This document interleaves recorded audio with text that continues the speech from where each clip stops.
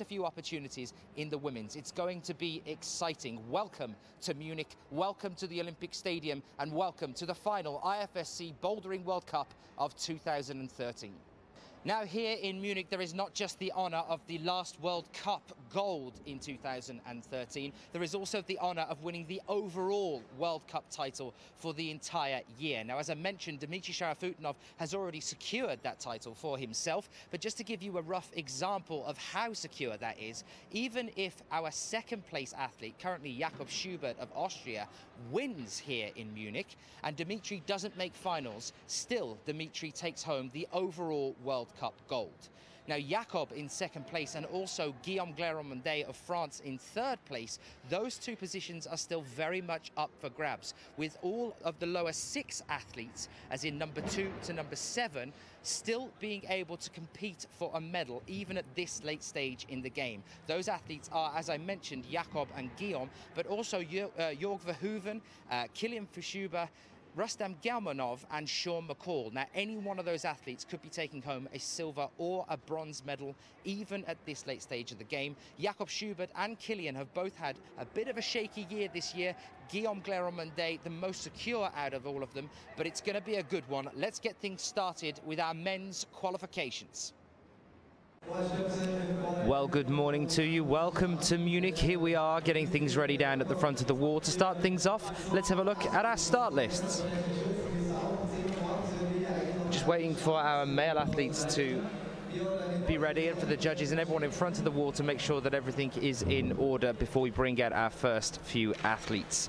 As you can see there, we're under this huge glass roof in Munich yet again, like we were last year for our 2012 end of season Bouldering World Cup. We had a fantastic event here last year. The organisation was exceptional and we're expecting just as good a turnout this year as we move through this, our last Bouldering IFSC World Cup of 2013. So this is Group A for you now then, men's qualifications.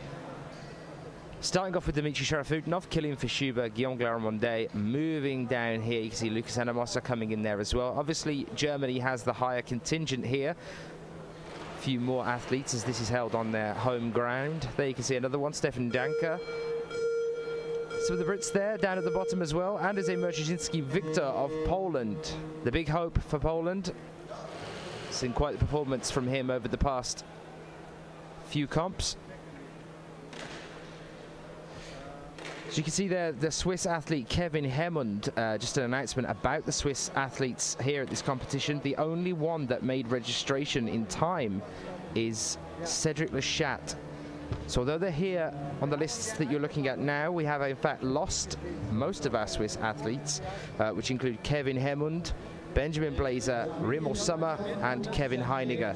The only Swiss athlete that will be competing here in Munich is Cedric Lechat. We'll be seeing him a little bit later on today. This is still Group A then now for the moment in time. We have 2 groups here for the men's bouldering. Coming out to have their attempts on the wall. 69 all in all. So let's have a look over at Group B. We have 35 athletes in Group A and 34 in Group B. We will take the top 10 out of each of them. The top 10 athletes out of each of these groups will move through to make the 20 that go through into the semi-finals tomorrow morning. Then we'll take those 20 and take them down to just 6 all in all for the male athletes. This is Group B then that we're looking at now. Sean McCall will be first out for us, moving down through Rustam, Jakob, Jorg there at the top. Ray Sugimoto is here, Thomas Tauporn, Clement Betcher and Stefan Scarperi. You can see our first 9 athletes here in Group B. As always, whenever you want to get in touch with us here at the venue, if there's anything you'd like to ask or speak to us about, you can do so by getting onto Twitter and using the hashtag IFSCWC. So as I mentioned a little bit earlier as well, the Swiss athletes that you're seeing here, i.e. Benjamin Blazer and Remo Sommer, neither of those athletes will actually be competing here due to the fact that they missed the, I believe, the close of isolation earlier this morning. So just one Swiss athlete, which is Cedric Lechat, which will be competing here at this event. quite a few Brits here. As you can see, some extra German athletes as well. David Fernenberg, just back, as we are as well, actually, from Canada, the World Youth Championships. If you want to catch up on any of that, you can do so on the YouTube page for the IFSC. Go on to IFSC on YouTube and onto our channel there and have a look. Type in Canada, the World Youth Championships 2013. You can recap any of the coverage from our last event there as well. Chilean athlete Facundo Langben here as well then.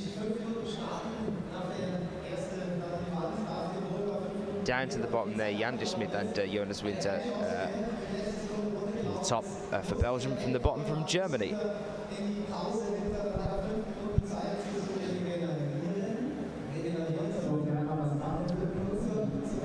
So just to have a quick recap then of what we're exactly looking at here. As I mentioned on the opening a little bit earlier, we were talking about the overall World Cup rankings and how important that is at this stage in the game. So not only is there a gold medal or a podium position in general up for grabs here for the World Cup, the Munich World Cup, there is also the overall World Cup rankings and the podium positions for that to close our year here for the entire season. Now, in that case, our gold medal in the men's has already gone to Dmitry Sharafutinov.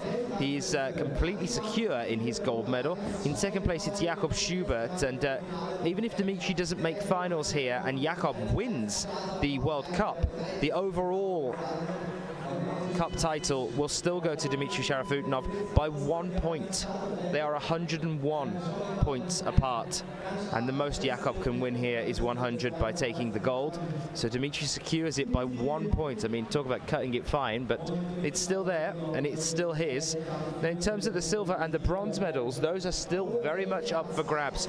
Jakob's position in silver place position for the overall World Cup rankings this year is not secure, as is Guillaume Monde's position in third. Neither of those athletes have completely secured their medals yet in the overall World Cup rankings. There is a total of 7 athletes at the top there that are still playing around for the silver and bronze medal. Some of the main ones to look out for then, the top 6 all the way down to 7th place, as Dmitry is first and he is secure. The 6 below Dmitry are Jakob Schubert and Guillaume Monde, obviously still in second and third place position. But there's also Jörg Verhoeven, Kilian Fischuber, Rustam Gelmanov and Sean McCall. Any one of those athletes could be going home with an overall medal here. We look forward to seeing that one. As you can see, our first 2 athletes are out here already. There's Sean McCall on the left-hand side of your screen, starting off for Group B on B1 here. This nice volume problem, this block in front of him. And Dmitry Sharafutinov out over on A1, this more vertical block.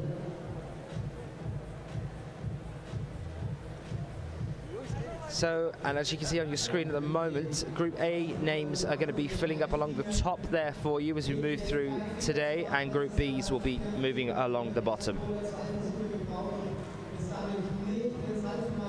Good morning to Liam, who's joining us on Twitter, shouting some good luck for Leah Crane, who will be competing in our World Cup here. Saying crush it, good luck Leah. So Dmitry very, very quick to start then. Straight up over onto the left-hand side here.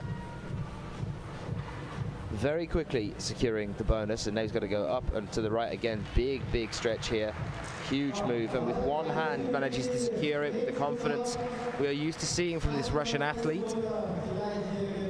I'll be talking a little bit later on with Graham Alderson, who is our technical delegate here from the IFSC, and we're going to talk through these overall rankings just to give you a bit of an explanation if you're not entirely sure what it's about.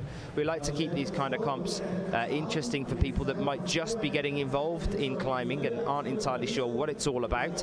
So I'll be talking through the basics of bouldering and the competition and how that runs and how it works as we move through today, but also for those hardcore veterans of you out there, we'll be talking to our IFSC technical delegate Graham Alderson about some of the specifics of this sport and the overall World Cup rankings and how that's worked out on point score. So I'll talk to you about the overall point scoring system, how that works, how the athletes score points, and how they end up at the end of the year with their overall scores. There's a few little things there for the more hardcore veterans of you that still might not be quite sure about how the whole thing works out.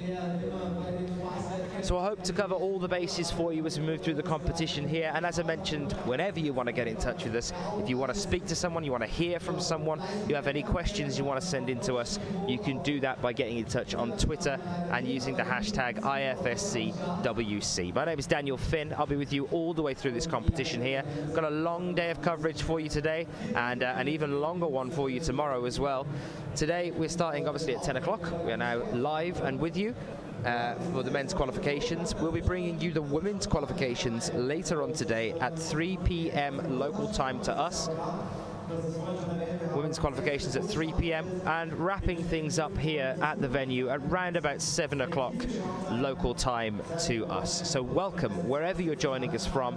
Welcome to the very last IFSC Boulder World Cup of 2013.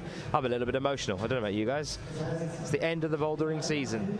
I'm going to miss it. It's a whole year after this comp before we come back to the World Cup format. We of course have Eindhoven coming up, which is the European Championship boulder competition there as well. We had the European Championship in lead and speed over in Chamonix recently, and we'll be wrapping things up next week with the Eindhoven Boulder European Championship. But in terms of the World Cups, this is the end of the line for us.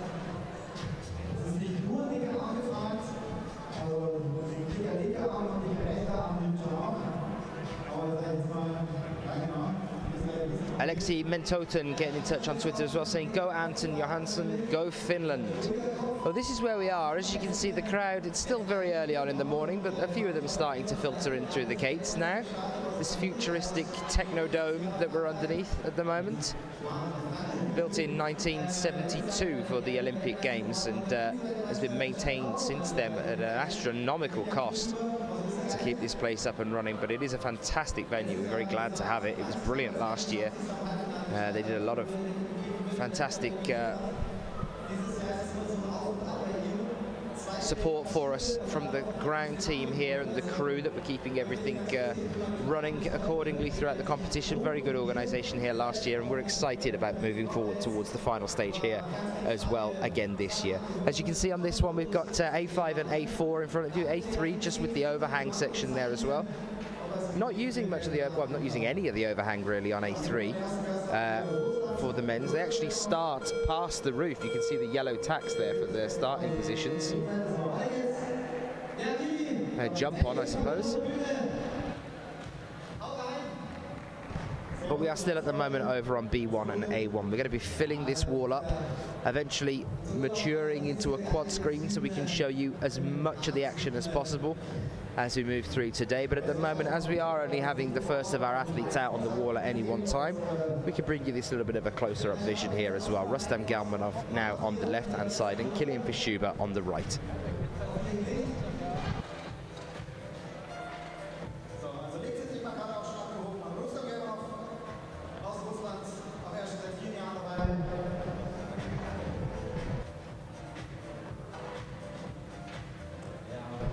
So Rustam's still on the ground here, just having a bit of a look at how he's going to be attacking this one. You can see that bonus hold up at the top there, marked in pink tape. I believe he's just come off on the first one. He's now taking a bit of time. Decide what he's going to do from here. Kilian Fischuber on the right-hand side. I quite like this block actually on A1. Huge move over to the left-hand side for the bonus. Get yourself up on those sort of sloper cross-breed pinch holds that are up there on the bonus. And then a foot up onto the plate that he's just used as a hand hold. As you can see here now, matching with the hands, sorting what he's going to do out from here. And then a big swing up again to the right-hand side. Only a couple of moves on this one, but the moves are huge. You can see here he's really wedging himself into that corner. A little bit more of a static approach there than we saw from Dmitry Sharafutinov, but no less effective. Rustam then.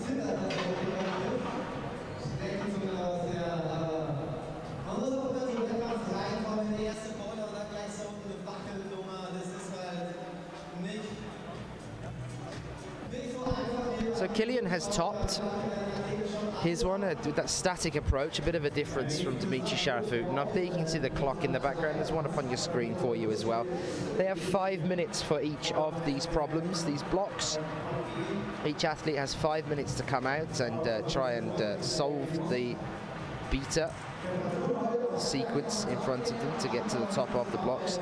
The aim is, for those of you that are new to this branch of sport climbing, the aim is to get the most amount of tops in the least amount of attempts. Now, Rustam's down on the ground again here, still 2 minutes 14 left on his clock, and he's just sitting down on the floor, getting ready to make another attempt over on B1. Kilian already finished with his.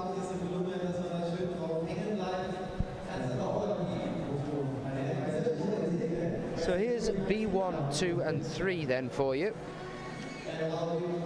You can see them there, no black tape, so you can smear across onto the other blocks there if you so wish. Those of you that are new to the sport, the black tape is the only no-go rule in bouldering, other than using the edge of a wall if it doesn't move on to another fascia. As in, if there's a corner and a ret of the wall that then has a flat on the other side, you can use that if there's no black tape. If there's just the edge of the wall and it doesn't move around onto the other 90-degree angle, there's just an empty space there, you can't use the erect, because then you'd be just grabbing a board as you climb up and use the erect there. That's another one of the rules of what you can and can't use. But the black tape is the no-go area. We do have a bit of black tape over on the A routes. On the B routes, though, all the way across there, you can smear, move your feet over into different positions as much as you like, as long as you're not using one of the other holds of the other blocks. Rustam still going here on B1. Another attempt. 45 seconds and Rustam's down again.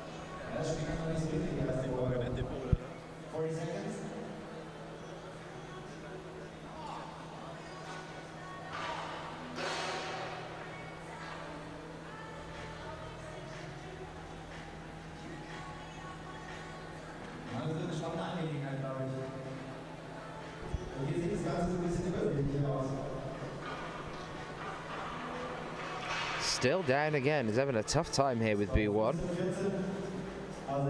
It looks like he's calling it there as well, so no top for Rustam Gelmanov on B1. Interesting development at the start of our competition here.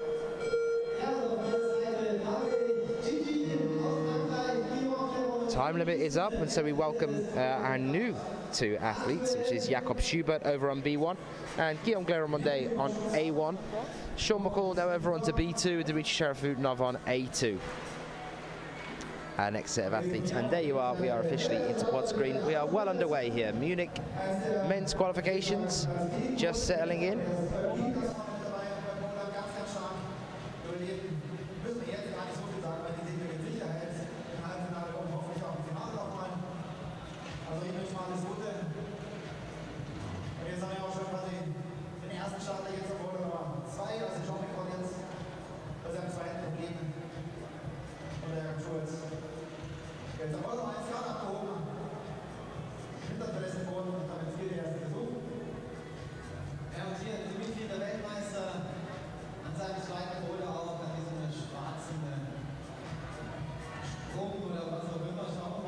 For those of you that are just tuning in, just to give you a reminder that some of the Swiss athletes will not be competing here in Munich. Those athletes are Benjamin Blazer, Remo Sommer, Kevin Heiniger and Kevin Hemund.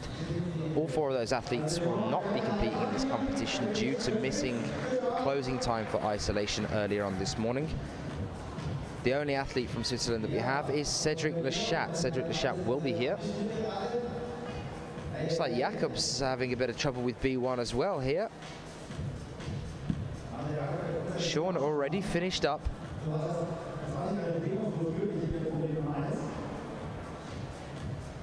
Dimitri still gunning for A2 here.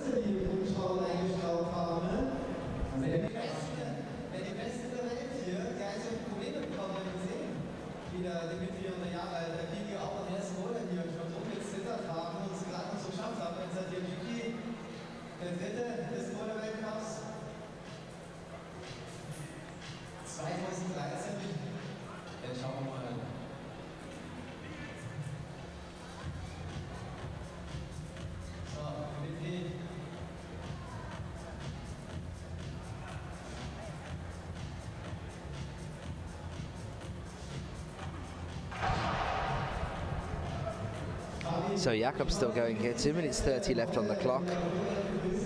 Up to the bonus, we saw him get a hand on it a moment ago. We saw that from Rustam as well. He's got to get that left foot up there. He's got pink underneath him that he could potentially use. Give him a little bit of extra support before striking up with the left for that top hold. There's one move away there, but it's definitely that final move that's causing the difficulties. Round of applause for Dimitri, though.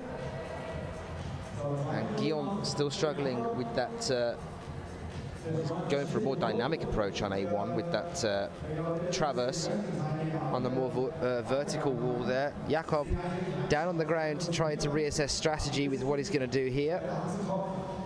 Those of you that are new to the sport then, the idea behind this is that you're trying to get as many tops on these 5 blocks as you possibly can, and you want to do it in the least amount of attempts. That's why you might see some of the more experienced athletes, in fact any of the athletes really, waiting on the ground for quite a while, sometimes in between attempts of up to 30 seconds, using up their 5 minutes that they are allotted to try and solve these blocks.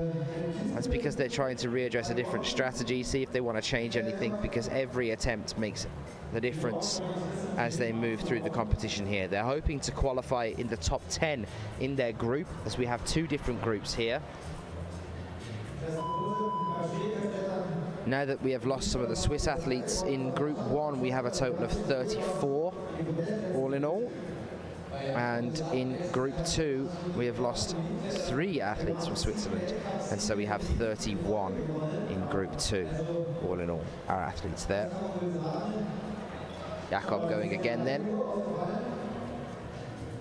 Roughly 30 seconds left on his clock.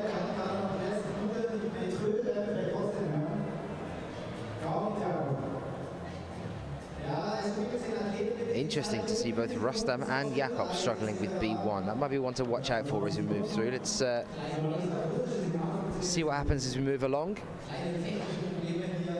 See who manages to get tops. Last few seconds now, and Guillaume is still attempting A1 here. And no, it's looking like he's calling that one a day as well. Guillaume Clermont-Day.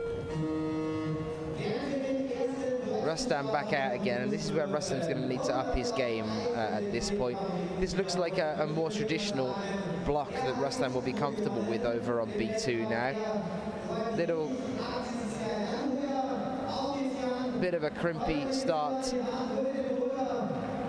before moving up over this green pyramid shape with a bit of a pinch up to the bonus in the black.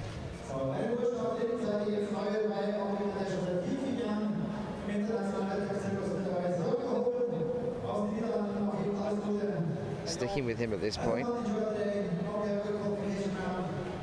There we are, right hand up. This is looking nice and simple for him. There it is. Straight up with a flash there, Rustam. So here we are, back on his game then. And Kilian Fischuber very quick to top out on A2 as well. Nice and simple. Our next athlete out then for Germany is Jan Hoyer over on A1, and we have Jörg Verhoeven over on B1. There you can see left foot up on the pink for Jörg. Is he going to cross through now? Ah, sliding down there just unfortunately. He was leaning over to the right a little bit. He's got to brace into that a little bit more. Either that or go for it a little bit quicker. As you can see, just slipped off a little bit at the end there. It was waiting maybe a bit too long, but it's interesting that we didn't see Jakob try that. A round of applause for Jan Hoyer. Had an incredible event at Innsbruck just recently. Got his gold that he missed out on at Vail last year, along with Jule Worm. Both athletes were leading the pack in Vail for Germany until the very last block of the final, where they went from their gold medal positions down into a lower podium position, unfortunately. Well, they came back and had their comeback in Innsbruck this year, where they managed to lead the pack and hold on to it in the finals in Innsbruck. Both athletes taking gold there for Germany, double German gold in Innsbruck. So Jörg's still on the wall here. It's looking like he's Again, readdressing strategy, but he's going to be going again any moment now. Is he going to still rely on that left foot up onto the pink, or is he going to try something else here? Here we go. So left up to the pink first, then slapping out for the right. A bit of compression there to try and keep you on the wall. And Jörg having a tricksy time of it.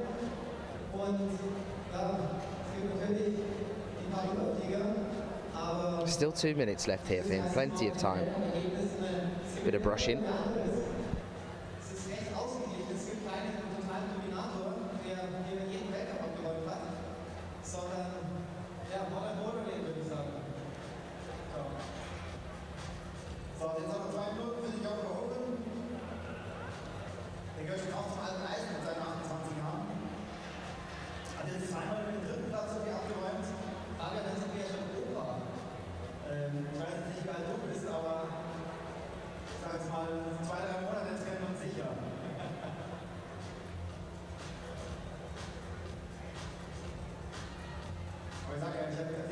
Jörg with another attempt.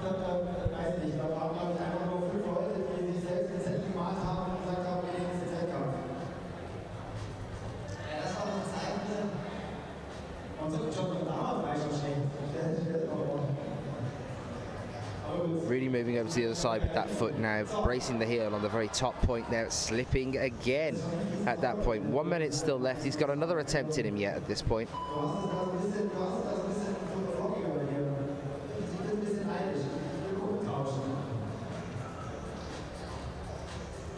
This is tricky.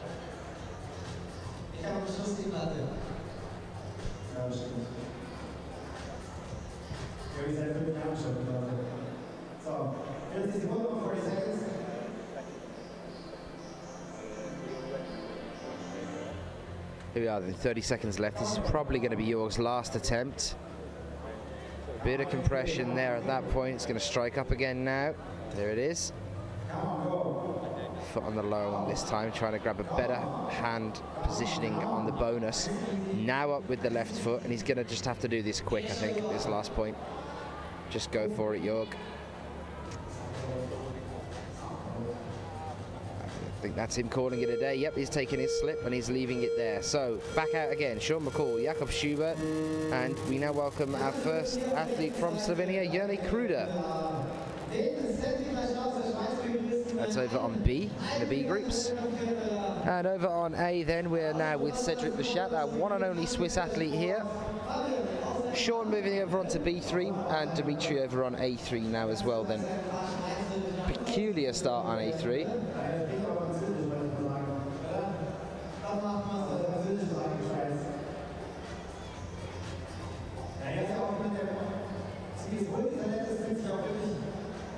B3 looks like we've got a bit of a balance section going on once Sean gets over these two pyramids on the bottom there. Nice start though, facing the audience.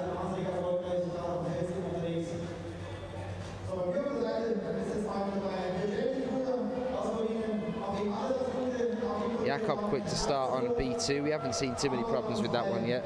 Dimitri starting off on A3. As you can see, right up there, he's already on the bonus. The first move after the start is the bonus. This is the tricky part for Sean over on B3 now as well. He's got to figure out how he's going to get on top of that bit there. Might be switching feet in a moment. No, leaning in. Is he just going to have to mantle that?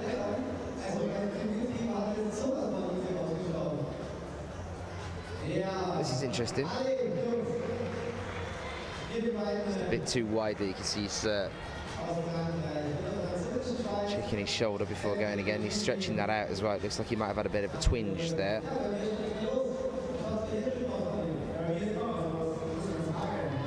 Jörg here. Same tactics as Jörg. And keeping that hand on the lower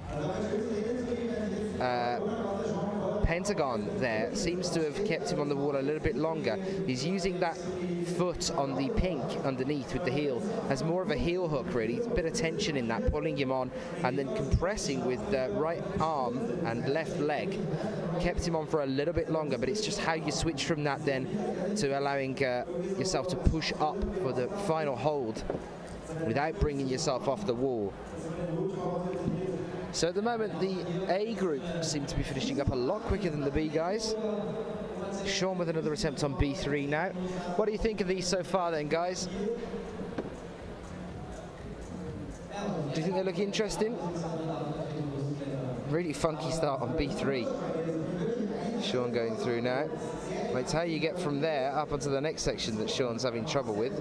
He's trying more or less the same method, but other way round this time.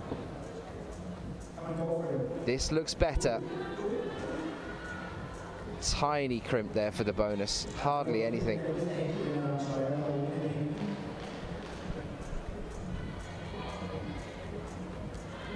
Here's Yone.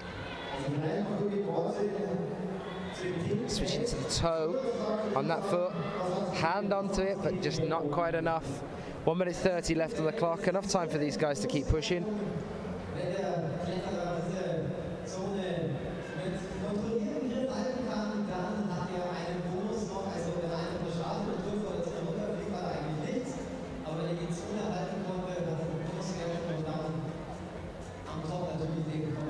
Still with a minute left on the clock, these guys taking some time now to just have a little look.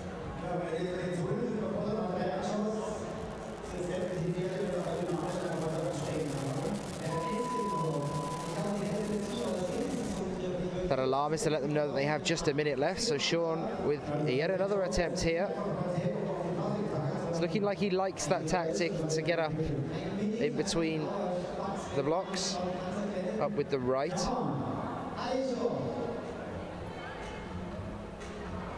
Just pushing for it a little bit too fast there. It's a bit of a Bishton, this B3. Percy Bishton, one of the route setters. We've seen him be chief several times over the past couple of years, and he's a fan of those slow moves that you have to go for with enough confidence. Very close to Yannick Kruder there.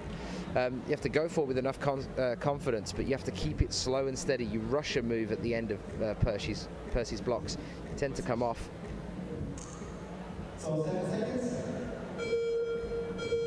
And that looks like what we've got for B3. Like they're going to end up horizontal almost.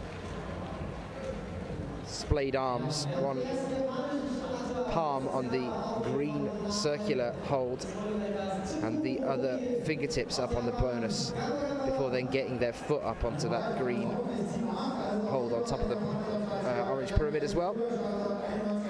But slow and steady for that one, a little bit too fast there for Sean, I think. Rei Sugimoto now out on B1. And we're looking at Sakuru Hori over on A1 now as well.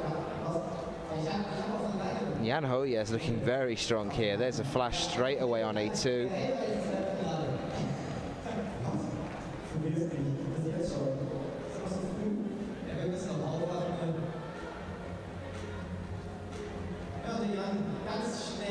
And it looks like Rustam's considering going for just the pure mantle. Yes, he is. Straight for a mantle. I thought we might be seeing some of this. It looks very, very awkward, but he's managed to get a heel on it, and it's put him directly underneath the bonus. And he's got a hand there on the side of the pyramid, which is giving him a little bit of extra help. Squatting into that now. He's got to be very careful here with the balance. Can't bring those hips away from the wall too much. I see this might not be the method to do it.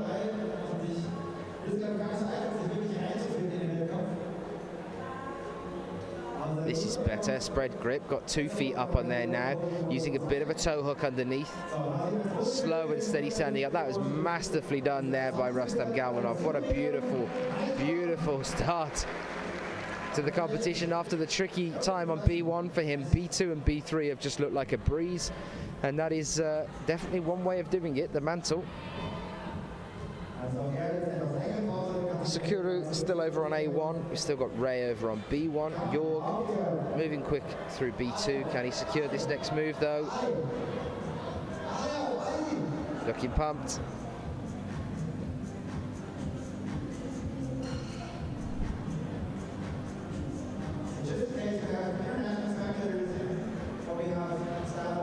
Robin O'Leary saying good luck to Team GB at the IFSC World Cup in Munich. Last one, give it your all. Sport Climbing Australia joining us. Saying cheer out our boys, Chris Parsons. And Lucas saying Jan Hoyer just destroyed A1. Let us know who you're rooting for. Let us know who you want to see on top of the pile here today. You can do so by getting in touch with us on Twitter using the hashtag IFSCWC. IFSCWC. Send them in to us. Like hearing who's supporting who.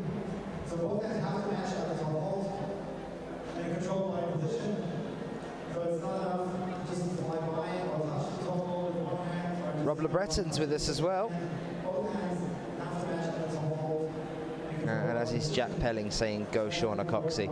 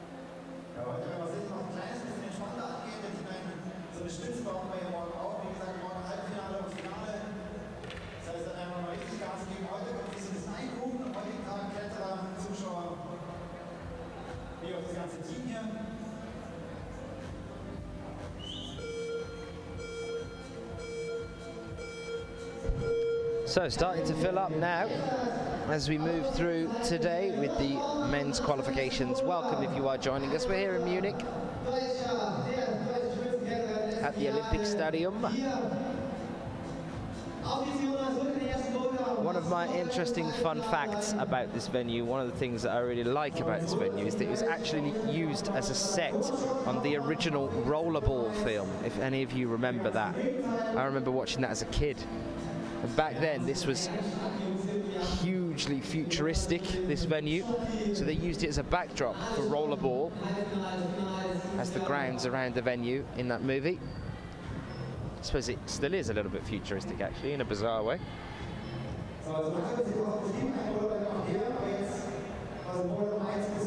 Dimitri here on A4, using a lean out from these starting positions. Some really interesting blocks here. I'm really liking the look of these. I mean, just to give you an example, look what Guillaume's doing right now. Yep, this is the bat maneuver, completely upside down, 2 toe hooks on the bonus hold there. Very interesting method, but there we are. And Dimitri having a bit of a struggle with A4 with the lean out for that one. Here we are, Thomas Tarporn, B1. Mincemeat out of that one. 3 minutes 40 still left of the clock, and now he gets to go back and relax a little bit. Jakob looking like he's going for the same method here as Sean McCall. Now switching to the Dimitri. I knew this was going to be a mantle. I wasn't sure when I first said it, but you can see that the shoulder position these guys are getting into, if they're going round on the right-hand side, it just looks so awkward. It looks like they might strain themselves if they go that way. Whereas Rustam, although it did look awkward for the positioning, it didn't look like it had any danger of your shoulders popping out of their sockets when he went for the mantle on B3. It is an awkward mantle, but I think that's the way to do it. Cedric Lechat going for a dyno up to the bonus there on A2. Dimitri with one hand on the starting hole, just staring at the wall, thinking, what am I doing here?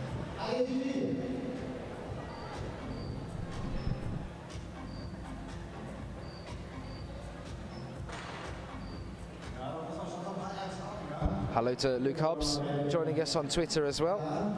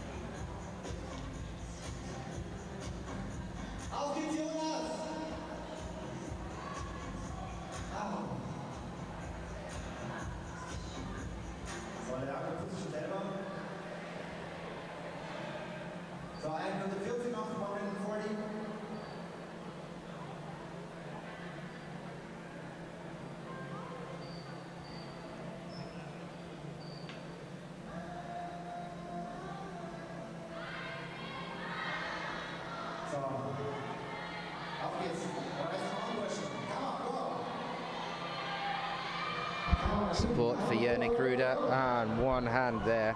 He's still got 1 minute 15 seconds. Jakob not having too good a run then so far. Problems on B1. It's looking like he's running into problems here on B3 as well.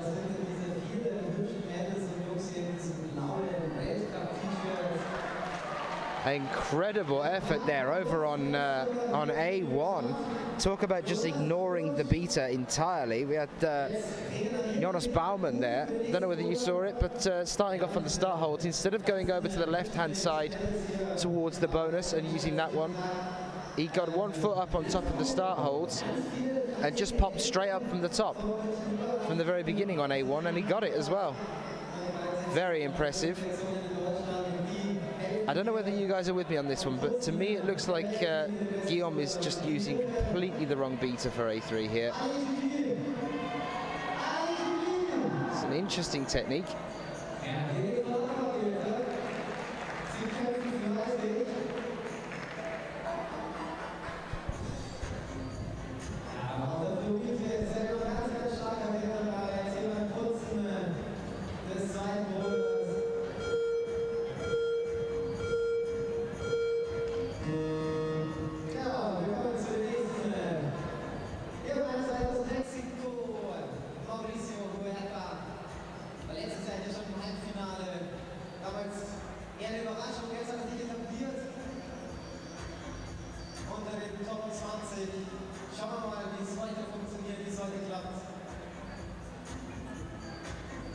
Kilian and Rustam then out onto their 4th block of the day. Only 1 more to go for them, and then they get to just sit back and rest until tomorrow, in the hope that they've done enough to get through.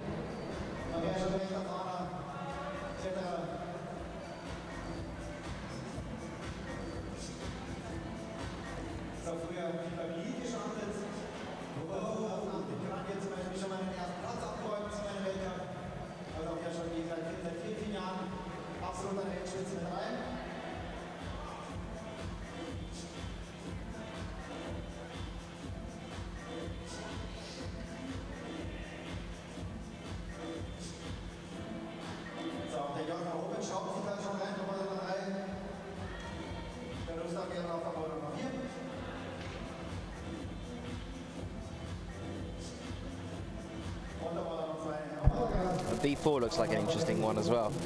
You can see there's the start holds on the orange volume there. 2 hands within the square. You can see Rustam's just moving up to it now. 2 feet on the diamond below. Then he's got this huge wide pinch section. Might be more of a compression actually between the 2 of them, before going up onto the point of the bonus hold, which is a smaller pyramid of the 2 orange ones at the top, and moving around to the right hand side with a hand on the larger pyramid and then up for the top.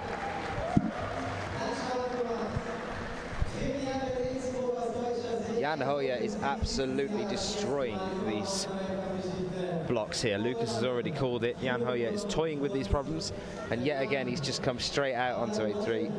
Sorted, finished, still with 3 minutes left to go. We saw Guillaume struggling all over that one. He's here on his home turf, Jan Hoyer, and he's already taken a gold so far this year. It's looking like he's keen at this stage to show us that he can do it again.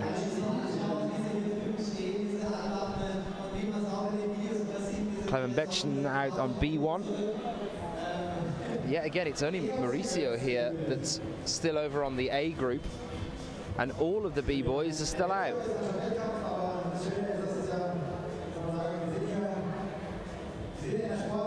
I'm not even sure that it's because they're tougher problems, to be fair.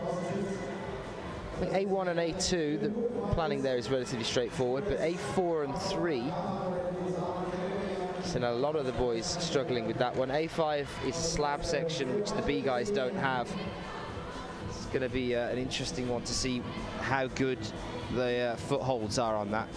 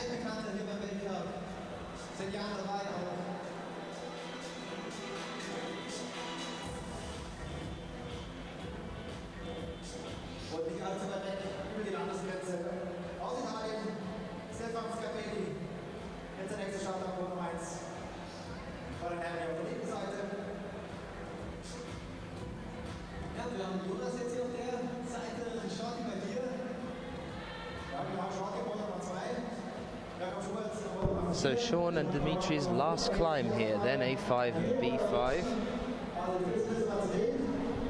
A5 the slab. Here's Dimitri. Very quick up here, but how good is that foothold out to the right-hand side now? Here he is reaching for it now with the right leg.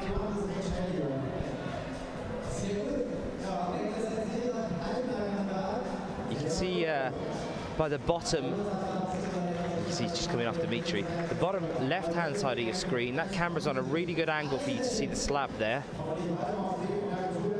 At the bottom right, you can really see the lean when Dimitri's up on the wall of what he has to deal with there.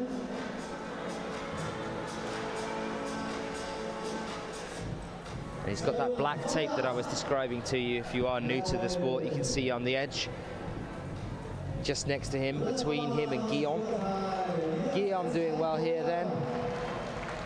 Got to get two hands on it though. Got one hand on the top, so he gets There's the second, 2 hands there for Guillaume, and that's a secure top for him. Cedric Lechat trying the same method as Guillaume here on A3. Dimitri down again, Sean McCall on the ground, over on B5.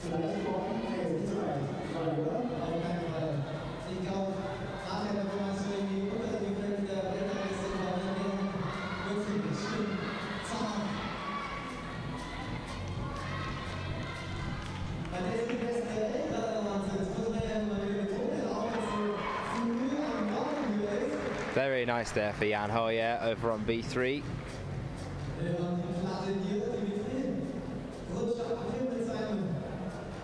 Try and ask Sean a little bit later whether he's having shoulder issues here, because he keeps rolling both shoulders in between attempts.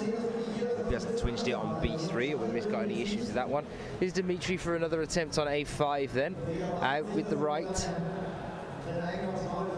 Now, is he going to match on the bonus before he goes out to the next one? No, he's using an undercling.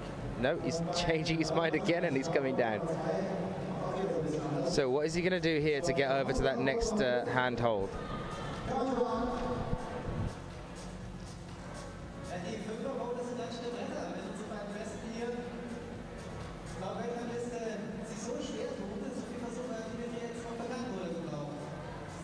Cam Harrison saying, watching the World Cup qualifications while I can, but unfortunately I have to go out. Tell me, why must I be so popular? Oh, woe is you, Cam. It's a hard life, isn't it, mate? We saw Campbell just recently over at the World Youth Championships in Canada.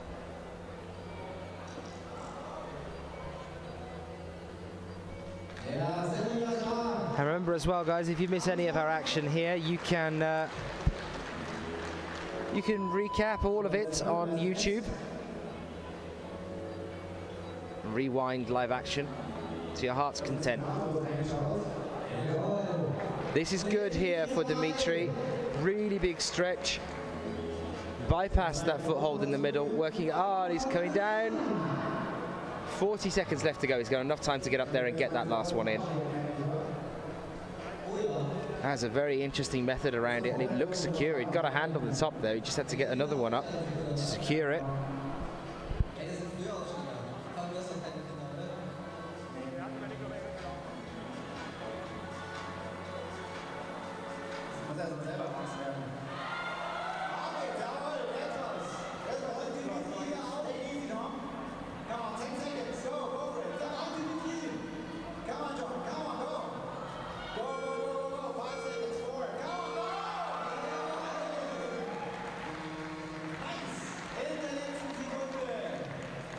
Well, very nearly a top for Dimitri there, but not quite. But as the final 5 seconds are counting down, we've got a top there from Sean. So finishing on a high at least for him.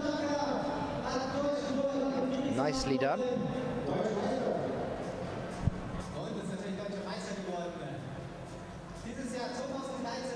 Kilian Fischuber out now for his last climb on A5, and over on B5, Rustam Gelmanov. Dave Barron's over on B1 for Great Britain now, out. And over on A1. We're looking at Stefan Danker starting his set of climbs here.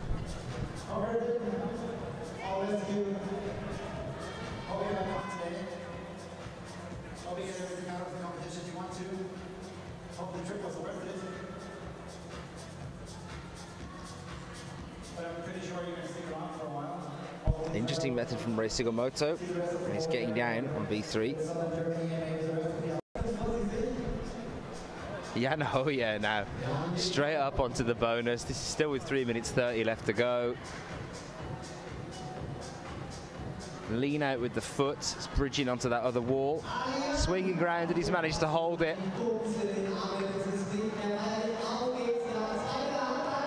A little bit shaky to finish. Jan is looking so strong here. I think he's about to give us some real competition as we move through this one. Just unstoppable. And when he's down on the ground, just so calm and collected. No problems at all. He's just made mincemeat out of these problems so far today. Jan Hoyer of Germany.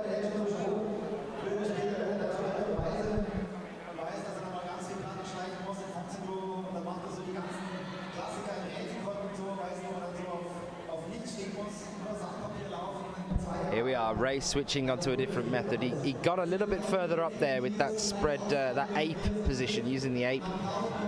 And he's finally decided against it. He's going for the mantle instead.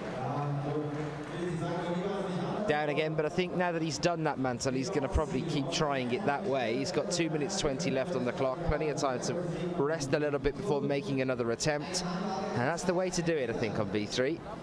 B5, we've still got Rustam on the ground here. We just saw Sean get there at the last couple of seconds at the end. Rustam still going at it here.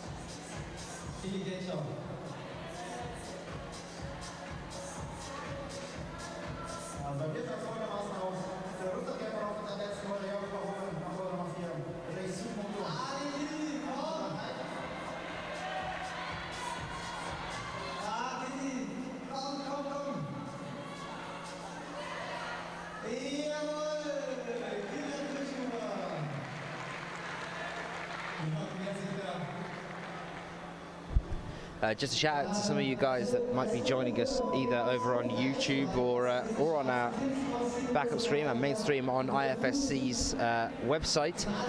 For anybody that's finding us on YouTube, you could of course come across onto the IFSC channel. We are aware of the problem on YouTube and it has been addressed. At the moment it should start performing as normal again from now on. Our technical guys are just sorting that out for you as well here. But there's always the backup stream. There's always the IFSC channel. You can get on there, and that one's running perfectly at the moment. So forgive us if we have a few little glitches at the start of this competition.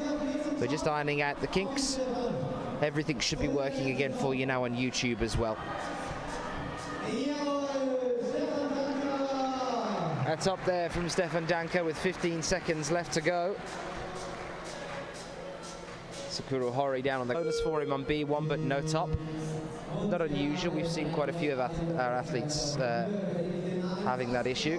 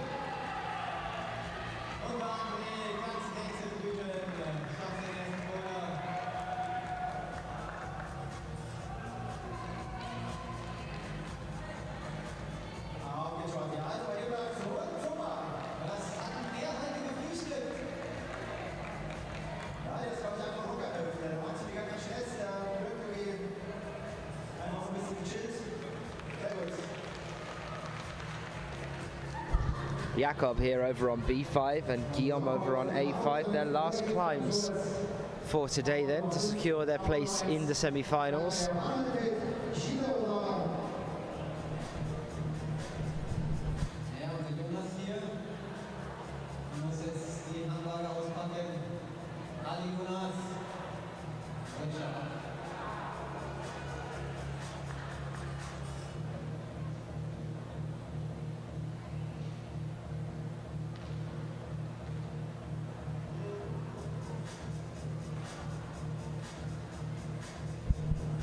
Well, what a start to the competition for Jan Hoyer then.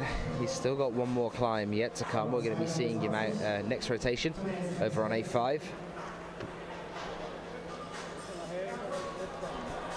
Remember as well, there's the Boulder app. If you want the live results to come streaming into you, you can download for any Android device the IFSC Boulder app. And that'll give you the live results as they come pouring in. Very nice finish there for Schubert, still with 2 minutes left on the clock. He looked a little bit stressed when he was out there a moment ago, looking a little bit like maybe he wasn't going to get there, but he has. Guillaume still on the wall. And there's a top now over for our Italian athlete Stefan Scarperi over on B2 as well. We're still with Shinta Ozawa of Japan over on B1. Up to the bonus again, but this next move's a tricky one, as we know.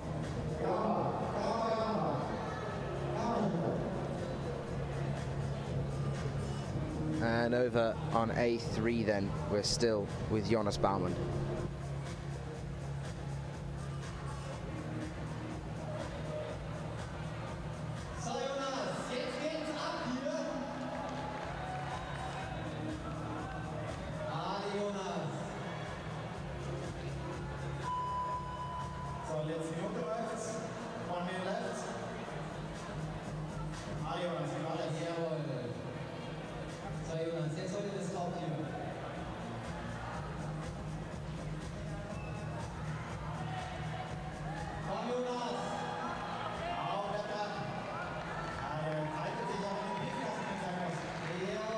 So a top there for Jonas Baumann. The crowd are right behind him. The crowd has started to fill up a little bit now. We're starting to see more and more people turning up here. We have our next rotation.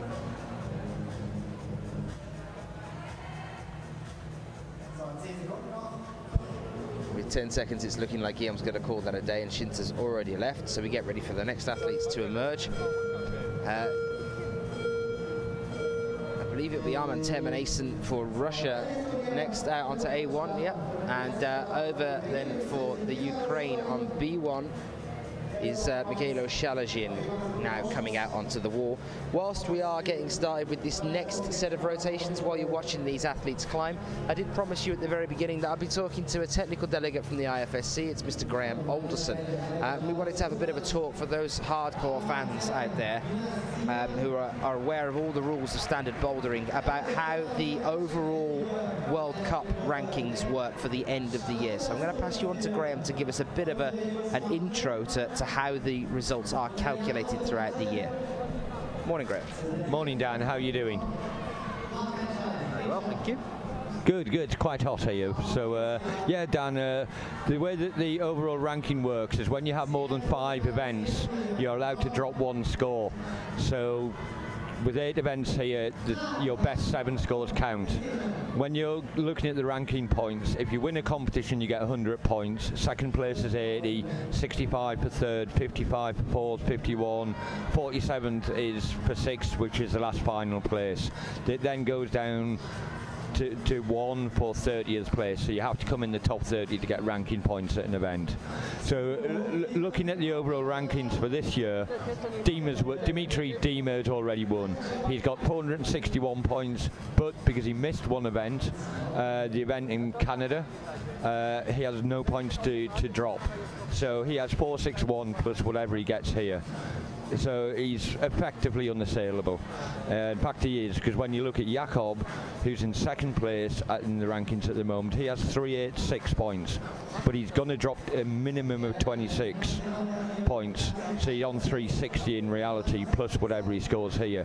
So he's 101 points behind Dimitri, so he cannot overtake Dimitri. Dimitri is the champion, which is quite amazing because he's also, of course, the world champion.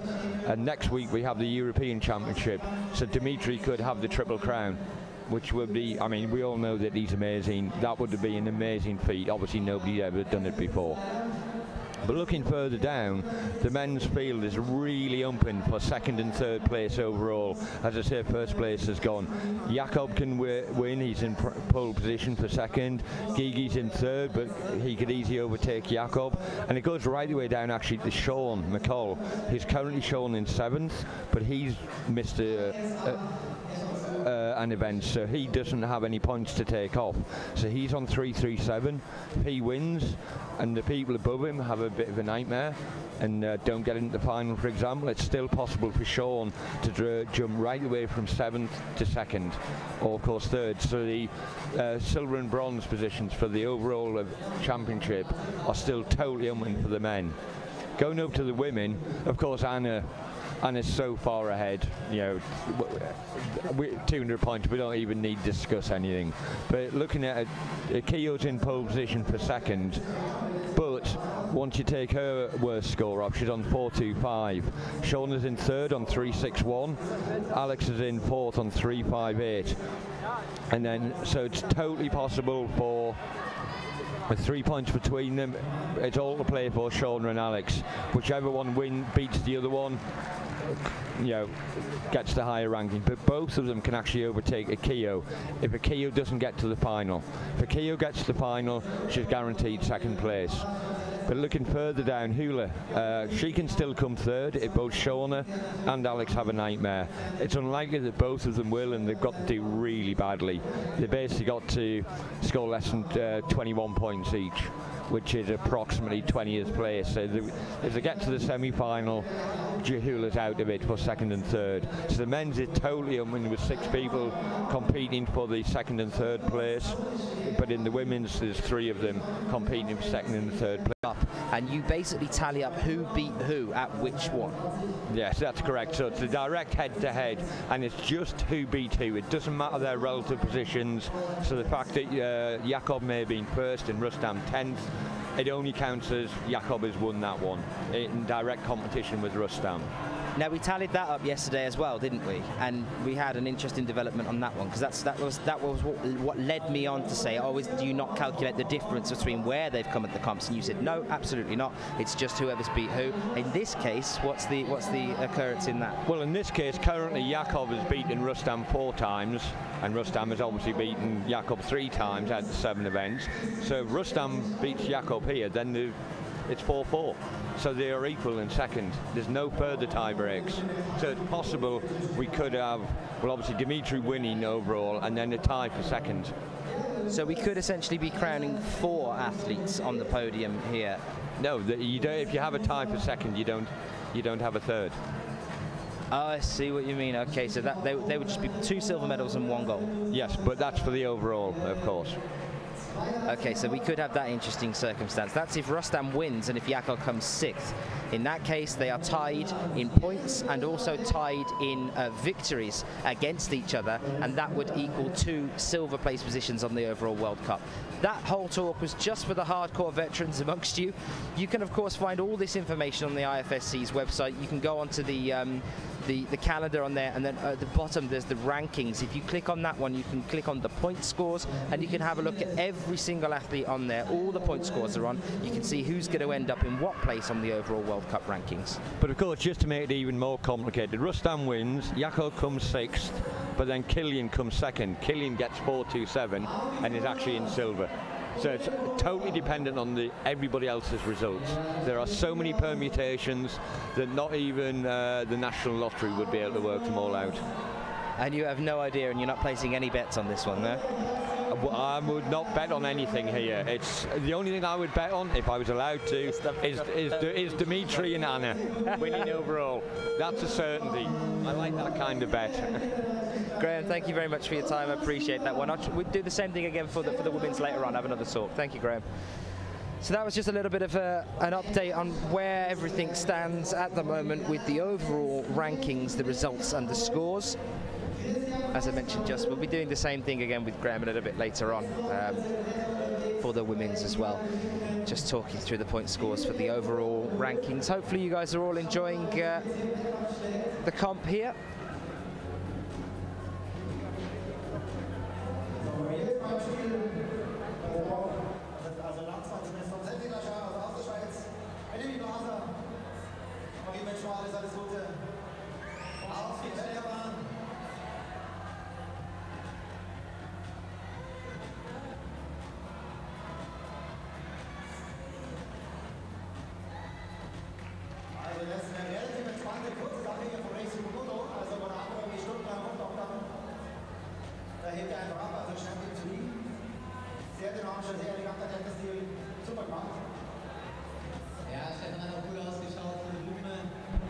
You can actually see quite a few of the female athletes for later on today here at the venue at the moment, cheering on some of the male athletes. Shauna Coxey up in the stands, as is Leah Crane. Saw Anna Storm moving around on the ground a little bit earlier. And these guys will be getting themselves into isolation a little bit later on, getting ready whilst the route setters reset and toy around with the blocks here. And their qualifications is due to start at 4:30. 4:30 later on.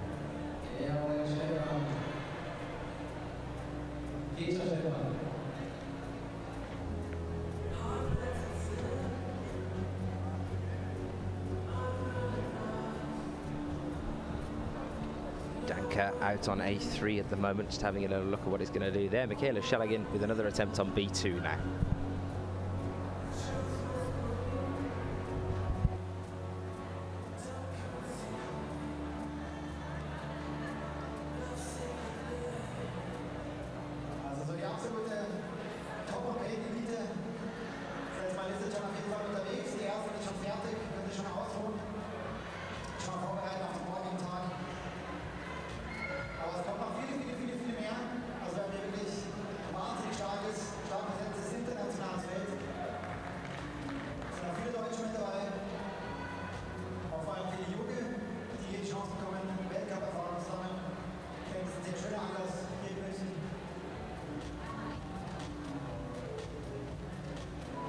So just had a nice long chat with Mr. Graham Alderson, our IFSC technical delegate, about how the point scores work for the overall World Cup rankings. But of course, the other thing to remember here is that there's still a World Cup to be won.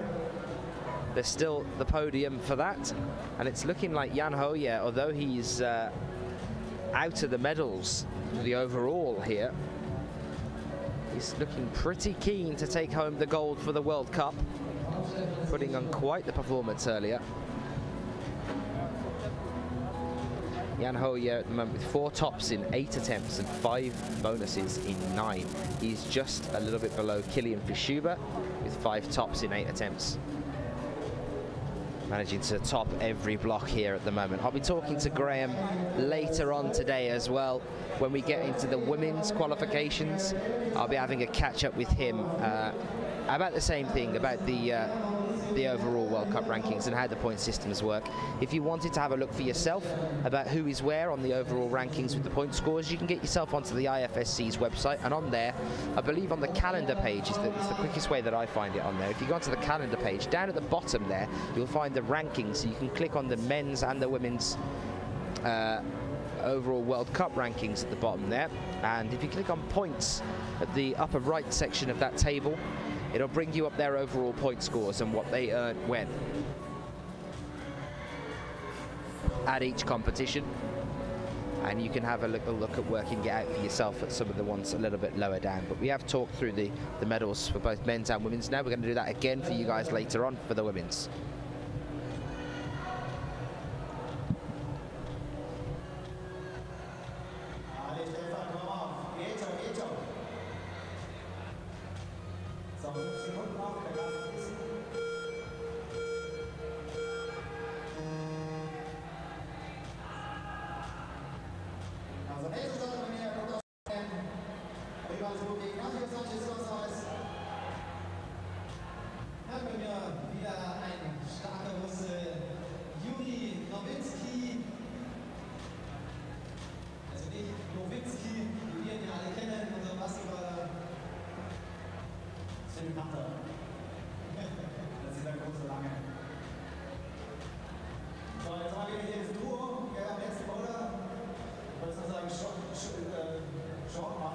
Our next athlete out on B group is Ignacio Sanchez Gonzalez of Spain. Over on B1 at the present moment in time, and over on A1 34, which is Yuri Novitsky.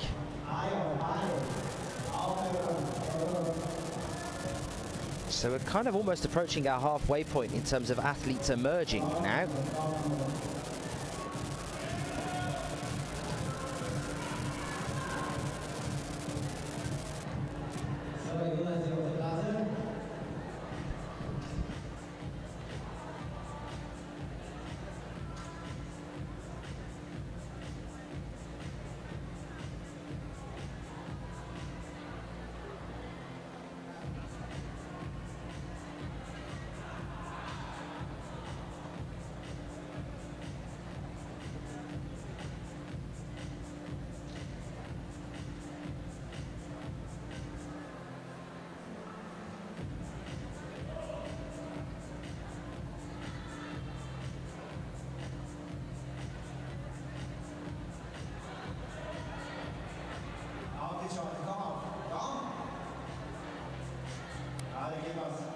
Ignacio Sanchez Gonzalez, born in 1984, one result from 2012. He was equal 39th at Log Dragomir.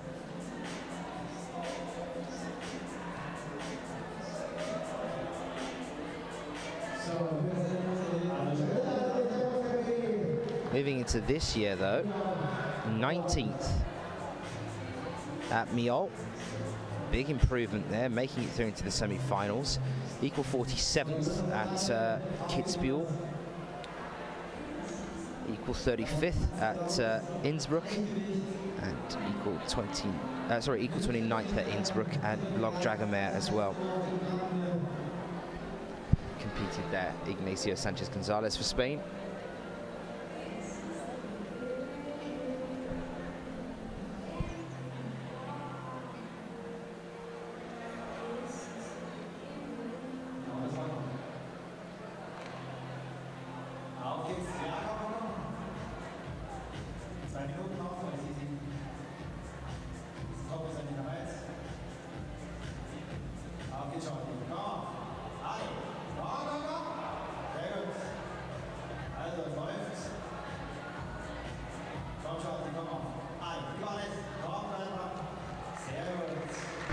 Very nice finish there for Thomas Tauporn at the end of his 5 climbs here today. Good score in here for him then. He was in 2nd place before just finishing that one. 3 tops in 3 attempts. I believe in his group that will move him up into 1st place ahead of Sean McCall. Sean McCall has 4 tops in 9 attempts.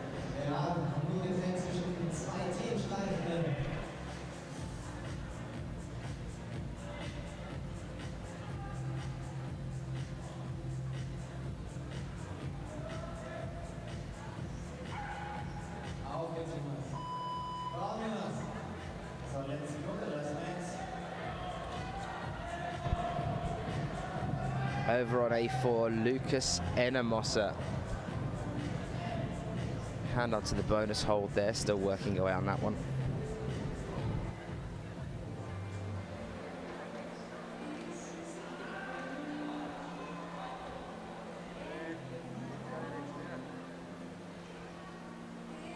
If you want to get in touch with us here at the venue, you can do so on Twitter. That's the place to go to, using the hashtag IFSCWC. Any questions you might have, direct them into us.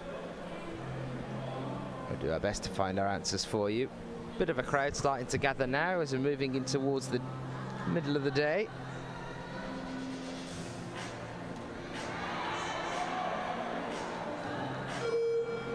And with 5 seconds left to go over on A2. Very nice there for our athlete from Japan, Masatoshi Sugita. Very quick finish, but he managed to get there on A2.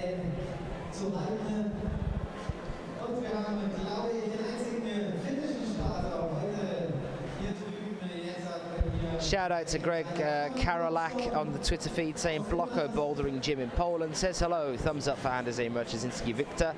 Thank you, Greg. Nice to see you guys joining us again. Always nice to see the Polish crowd coming along to cheer on Andrzej.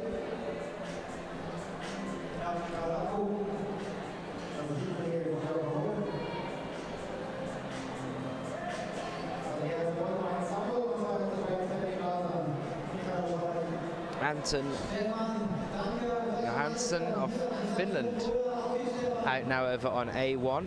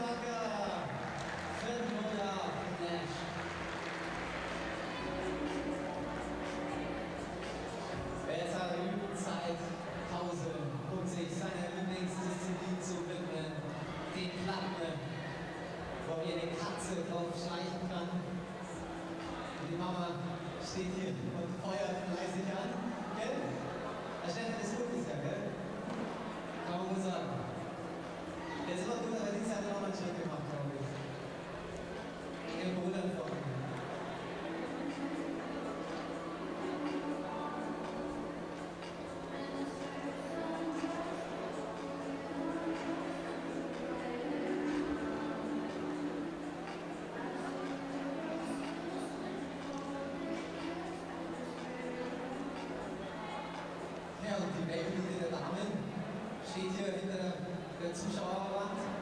Schauen alle zu. Sieht man auch bekannte Gesichter, die dürfen nachher dann eingreifen. Fabian, wie viel Uhr? Ja, die starten um 16:30 Uhr, geht's los, aber wichtig ist ja, dass die um 14:30 Uhr in die ISO gehen, da öffnen die Isolation und um 15 Uhr, also um 3 Uhr schließt die ISO. Ja, aber noch ein andere hinten, aber das ist schon mal nicht vorgekommen. Dass man hier um 4 Uhr noch weiter raus rumlaufen geht, aber sehr ja.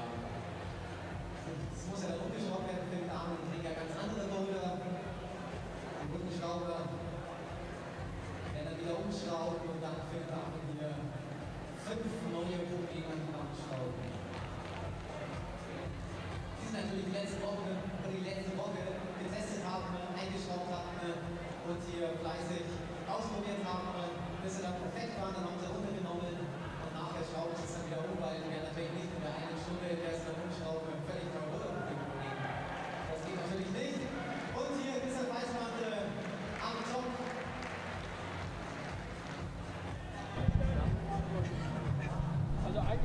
So over on B1 at present, it's Nicky Deleu for the Netherlands that we have out. He's just cleaning the pink volume just above the starting holds there. It's Nicky Deleu up in the top left-hand corner at the moment. It appears we might have had an athlete switch around behind the wall.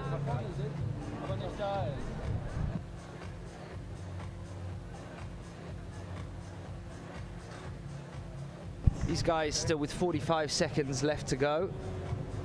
Mauricio Huerta on his last climb of the day over on A5 now. Struggling with the starting mantle there here on this one, on the slab.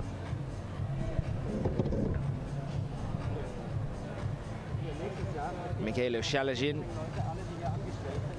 trying to decide what he's going to do here. A bit of an interesting tactic, swinging round, but there we are. He's in the mantle position now. And Nicky looks like he's calling it a day over on B1.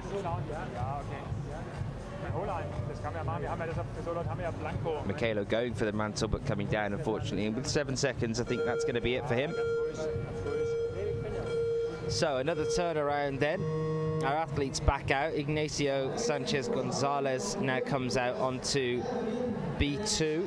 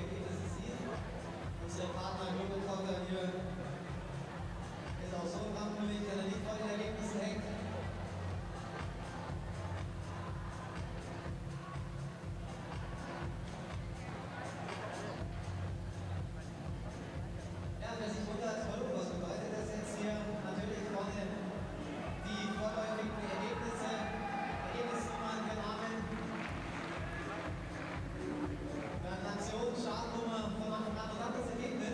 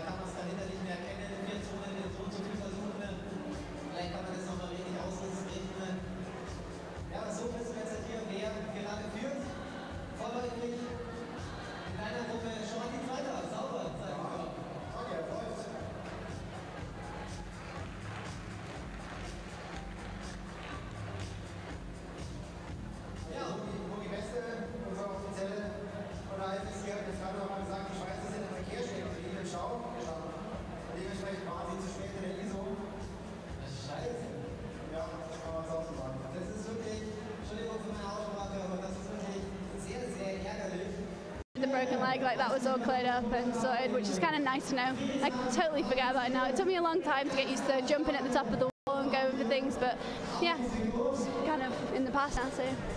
You came into this last year, and as we've mentioned, you had the just podium positions all the way through the year. You know, you made finals at every single one as well. And the only reason you dropped down to third, I think, is because of the crutches, and you had the broken leg. It was a potential you were going to come second overall last year, right? Yeah, it would have been a competition between Nakia and myself still, but yeah, it was potential to come second. Now, you took to it very easily when you first started off here. Coming into the comps, was it quite a daunting experience for you? Was it quite a natural progression into this sort of level of climbing?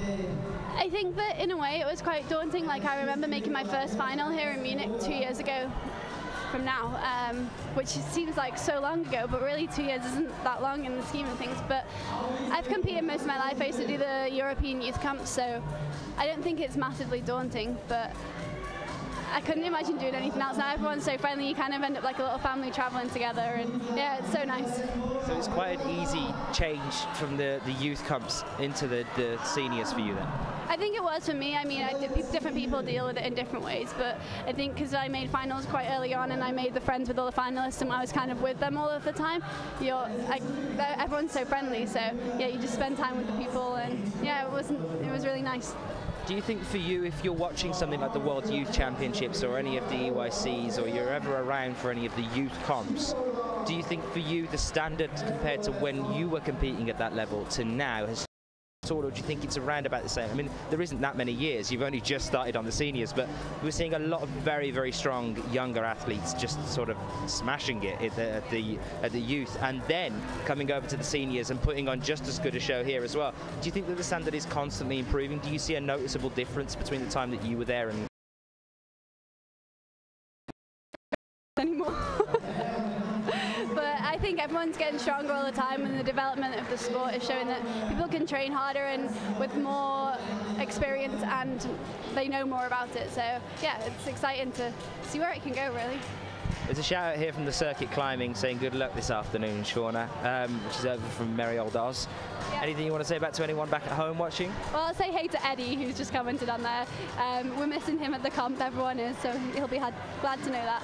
But most of my family are out here, actually. My sisters were just waving at you, and I was like, he doesn't know what you look like. He's only, like, you talk to him on the internet. He doesn't know you. So, yeah, sorry, that was quite embarrassing. And my dad will be here a little bit later on, and my mum's even here, which she hasn't seen me climb so much. So, yeah, I have quite a big family out here, which is exciting. You brought the whole clan? Not the whole clan. Oh, there's many more left at home. But my sister Laura will be watching today as well, so I'll say hey to her. Did you say your mother's never seen you climb before? She has seen me, but not so many times. She gets scared watching, because I don't know why, she's scared of heights, so she kind of has to turn away quite a lot. But yeah, it was always something I did with my dad. Yeah. And my coach will be coming to Eindhoven next weekend, and he's probably watching now as well. So yeah, got everyone out at these two comps. It doesn't quite feel as daunting as normal. So you're heading over to the European Champs as well? Yeah, definitely. I'll stay with Eula for the week in between. It should be nice. Shauna, all the best for this afternoon. I wish you all the best possible luck, and I'll speak to you later on. Yeah, nice to speak to you.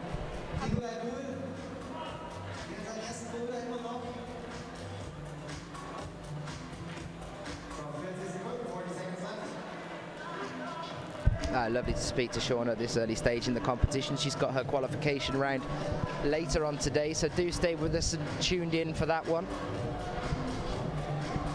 Had a brief conversation to Sean as well a moment ago, just came round to say hello.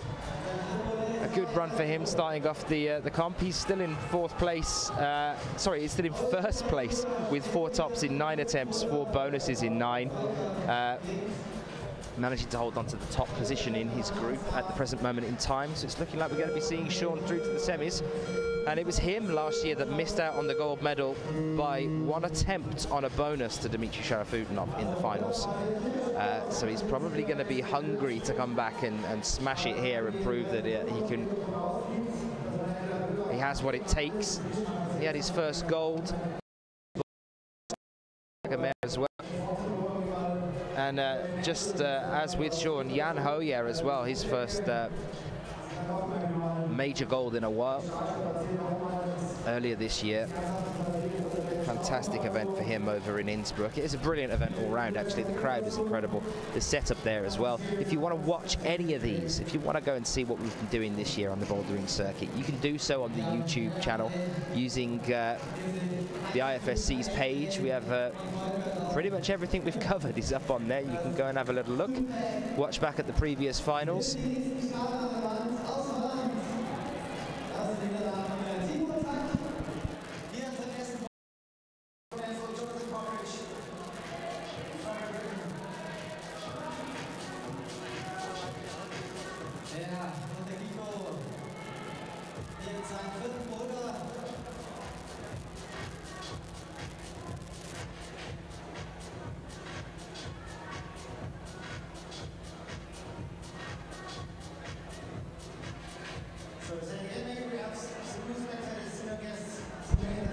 So over on the B wall at the moment, we've got two Brits.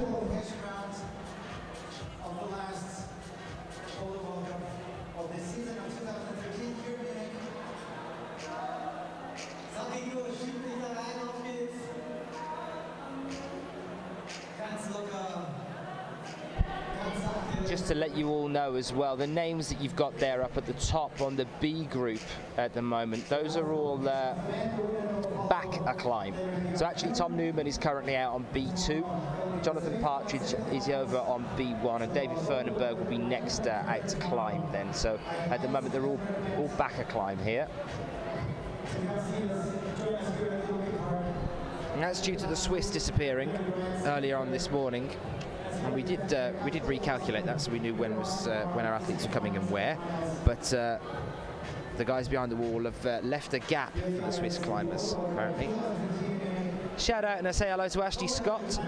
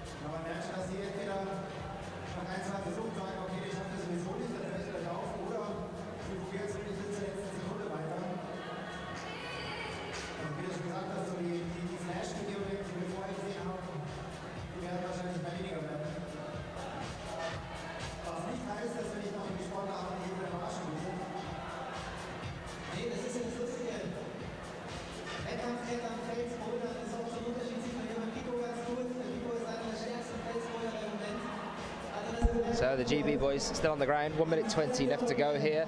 Nicky Delou and Mikhailo Shalazhin still up on the wall over on the B group. Over on the A group, very nice start there for our athlete from the Netherlands over on A1, Timo Tak. And Notje India joining us, shouting out, Haku, go get him, Timo Tak. And he has gone and got them over on A1. Big scream. Great start there for him.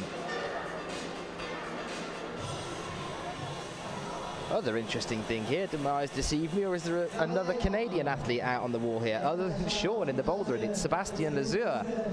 Great to see some guys turning up over from Canada. Not sure whether Commander or Corey are joining us on the live feed at the moment, but thank you very much for all of your help last week. And Commander, congratulations on running a fantastic World Youth Championships. We had a really great time over there. Guys, as I mentioned before, if you want to watch any of that, it's all up on the YouTubes.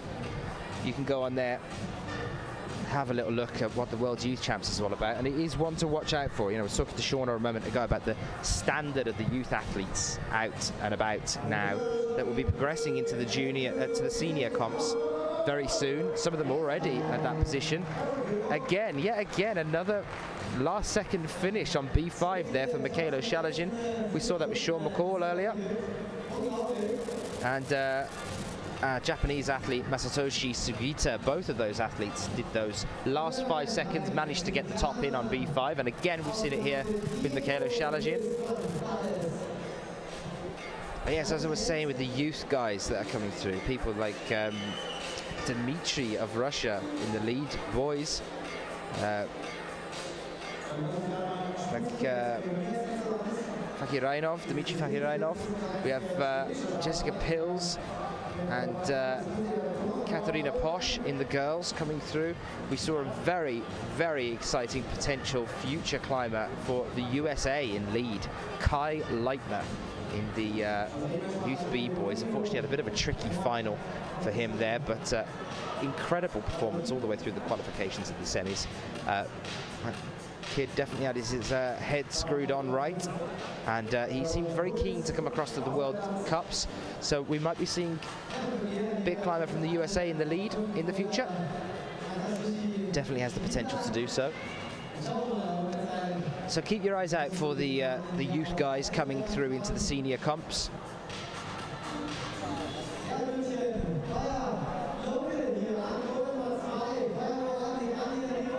James Garden over on A3 now for GBR as well.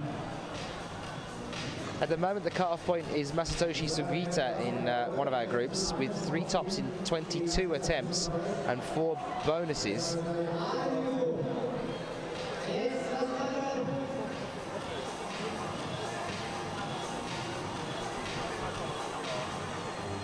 Killian Fashiva, 5 tops in 8 attempts at the top of his group. In Group 2, Sean's at the top, 4 tops in 9. And in 10th place is Jörg Verhoeven at the moment, a dangerous place for him to be in his group. That's Jörg Verhoeven at present moment in time, 2 tops in 7, 3 bonuses in 7.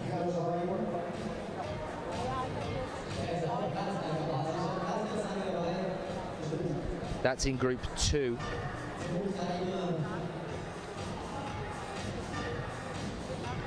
Cut-off point at the moment, so that's all you need to be able to get through into the semis in Group 2. 2 tops in 7 attempts. If you can do 2 tops in 6 attempts, you're through.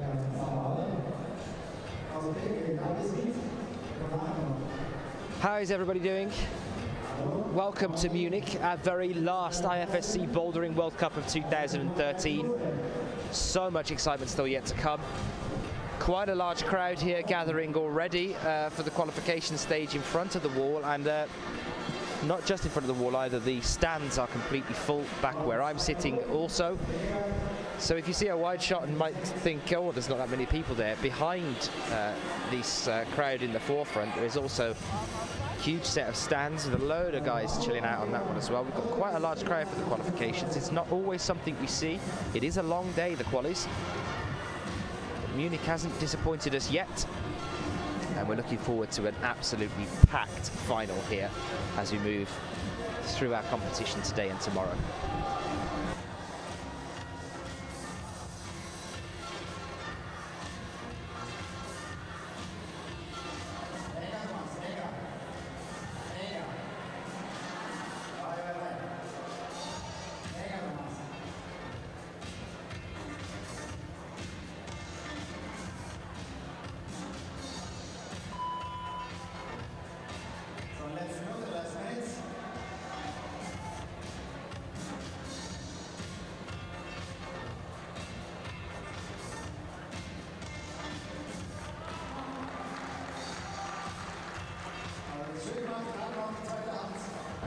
So as I mentioned over on B, the guys are back 1 on each of these. So at present, Thomas Ravanal of Chile is out on B1, and Alexander Wurm will be next up onto B1.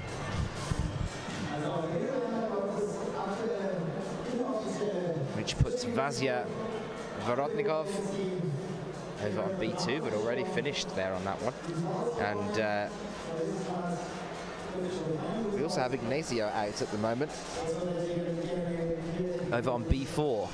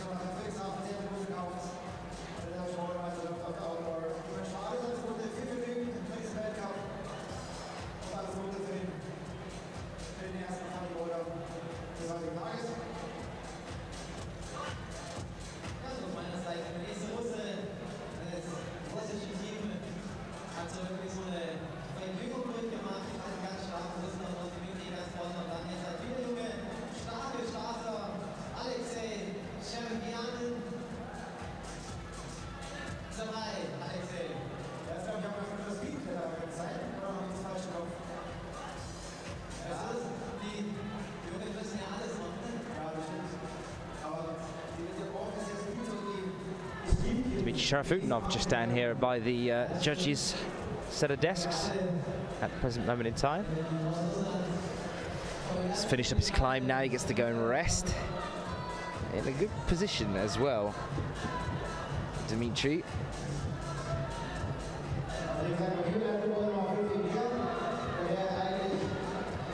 Jorg in a very temperamental position at the moment. He's going to be hoping and praying it's enough to get through, but we've still got quite a few athletes yet to come.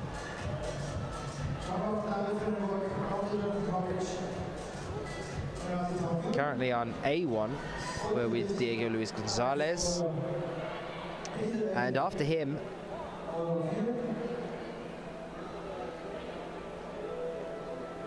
we have 13 more male athletes still yet to come in that group, and Jorg is already in 10th place, a very dangerous position for him to be in. Some of those athletes could definitely give him a run for his money as well. Timo Tack is looking very, very strong from earlier. Nicholas Farsi still yet to come as well. Chris Webb-Parsons, Peter Worth, either of those two guys, if they have a really good run, have a chance of getting through into the semi-finals. In Jorg's group then though, the ones that could still give him a run for his money, Alexander Worm is out at the moment. Sachi Ama is competing here as well. Our lead, world rank, well, was world rank #1, has now just dropped down to #2 as Ramone retakes his title. But he's climbing here in the bouldering category as well. Elias Weilers, quite a decent competitor from Austria. Hans Busker and Jonas Winter still to come as well in Jorg's group. Dangerous territory. Jorg. Athletes that are already out at the present moment in time is Guillaume. Guillaume, 2 tops in 4 attempts, all the way down in 14th place in his group.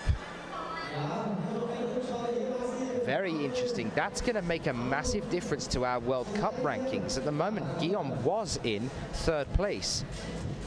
That's going to blow his position wide open here, and as Jorg was in 4th place on the overall World Cup rankings, and he's currently sitting in 10th, he's not secure either. The athletes that have definitely put on a very strong performance so far, Killian, Rustam and Sean, all have an opportunity here to start pushing for at least the bronze.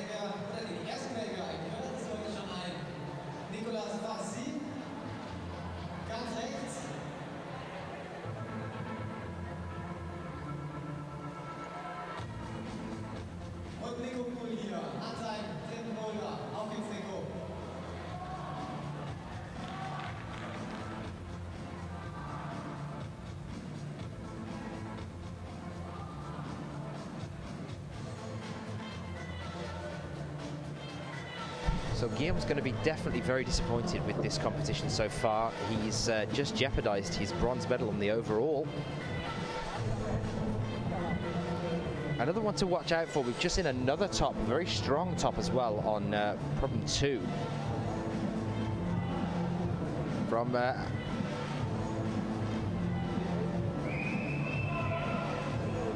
Timo Tak of the Netherlands. He's the guy with the huge beard you might have seen on the wall a moment ago.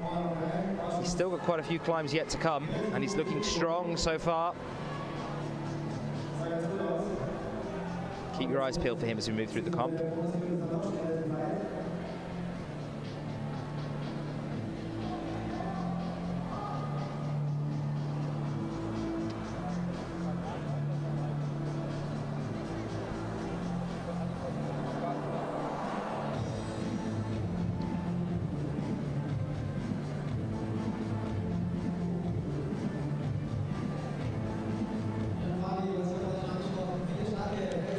On his last climb of the day over on B5, over on A5. For Russia at the moment.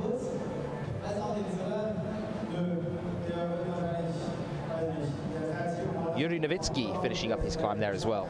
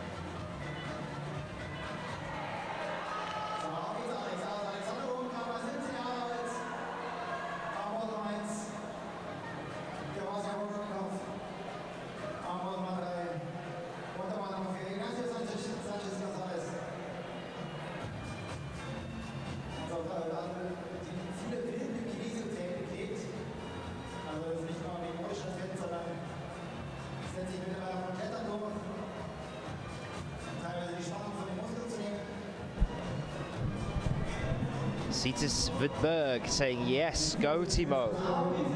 And rightly so. He'll be out in a moment again.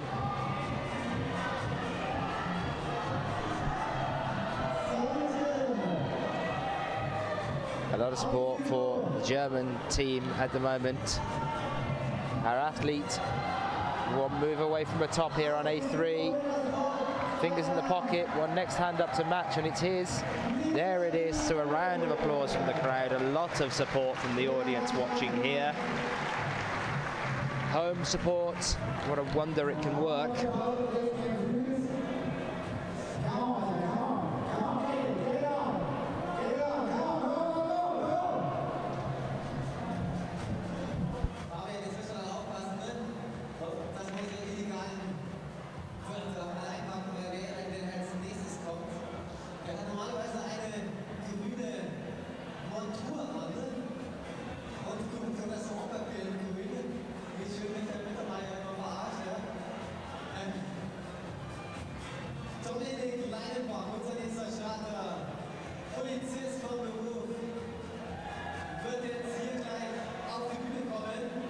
Support for Mexico as a top at the last moment there over on A2. Very nicely done.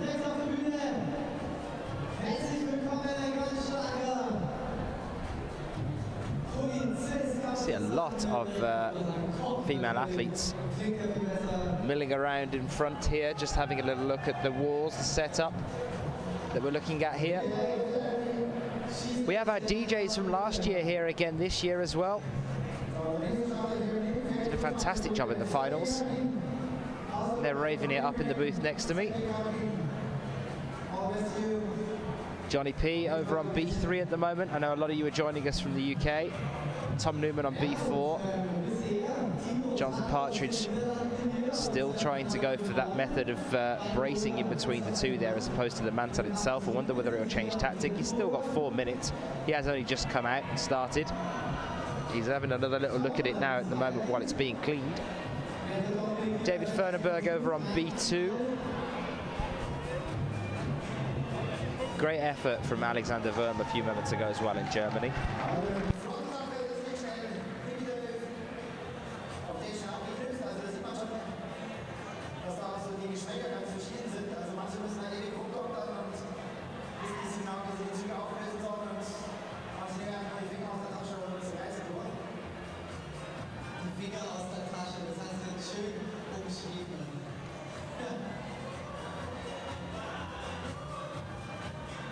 Just changing the names up for you now so you can see exactly who is on which block.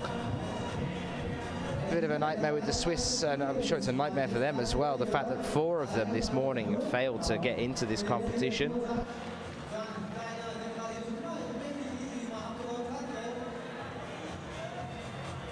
And that's due to the fact that they were late for isolation earlier this morning. They will not be competing here now then. The only Swiss athlete we have is Cedric Lechat. It's caused a bit of a nightmare for us at the last minute, and I'm sure they're very disappointed with it as well. There we are, 2 minutes 50 still left on the clock. Timo out now again on A3. As I said, I mentioned him a moment ago, Timo Tack looks very strong on his first 2 climbs. Keep your eyes peeled for him on A3 now. Is he going to get there? He's got 2 minutes 35 left on the clock. You can see him there with the big beard and the shaved head. Over on A3, Timo Tack.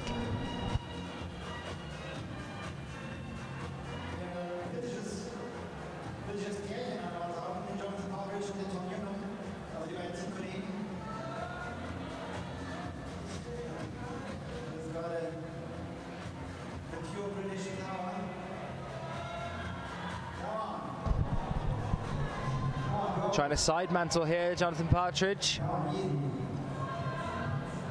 Got a hand up to the bonus, but not quite enough to secure it.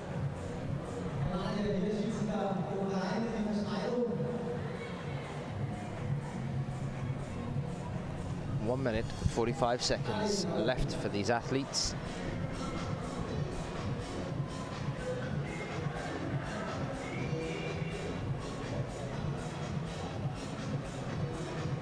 Sebastian Lazur getting close there as well over on A4.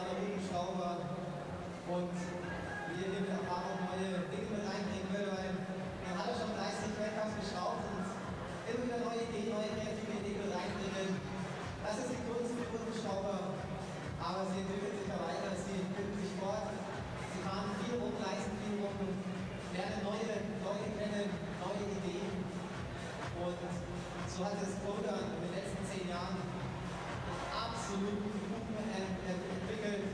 Modern Style, Bouldering, würde man heute sagen. Wenn man den Weltcup vor 10 Jahren angeschaut hat, gab es auch kein einziges Blumen an der Wand, so ungefähr. Jetzt hat Kleben hier Dreiecke und Sachen dran. Wieder glauben, wer hat hier aufpassen, Nico Pulsch, verschneiden oben, auf geht's Nico. Hol dir den zweiten Boulder.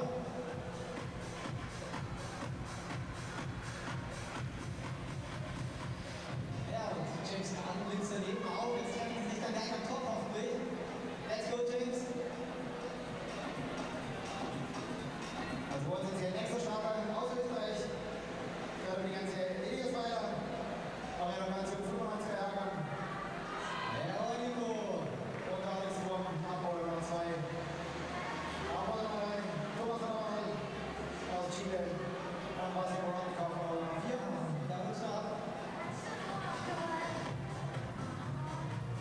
Also ein panamerikanisches Duell. Und dann noch ein 4.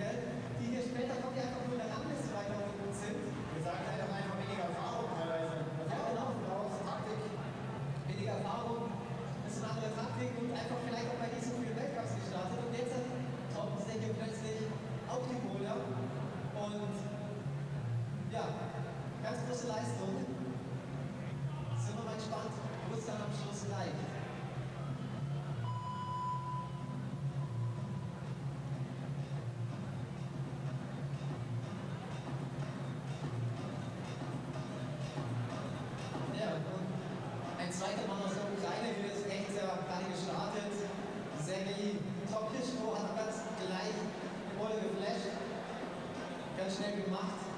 Schauen wir mal. So, nach 30 Sekunden, 30 seconds für den Liga-Feier aus Österreich. Und für den Asia Vorortkampf. Und nicht zu vergessen, das ist natürlich noch der Alex Wohn. Auch der ist noch, ne? So, 20 seconds left. Want to give it another go? No. Well, there's still one more to go. Don't worry.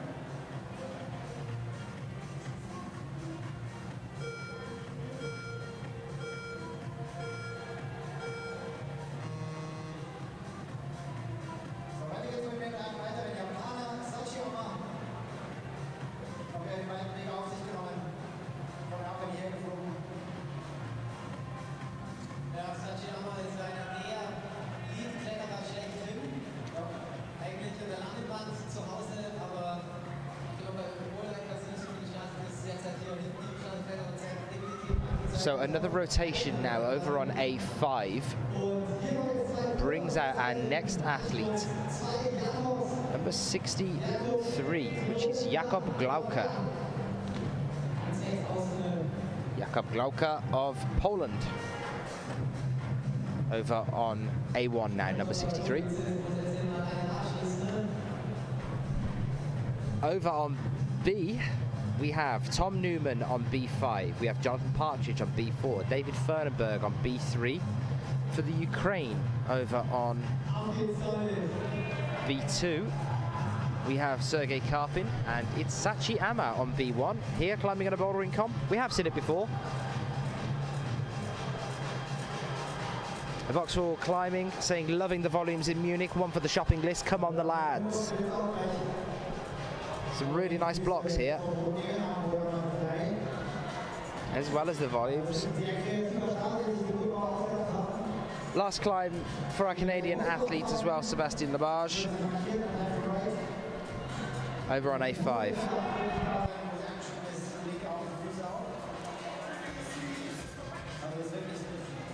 Timo Tack back out on A4 now for the Netherlands. One to watch.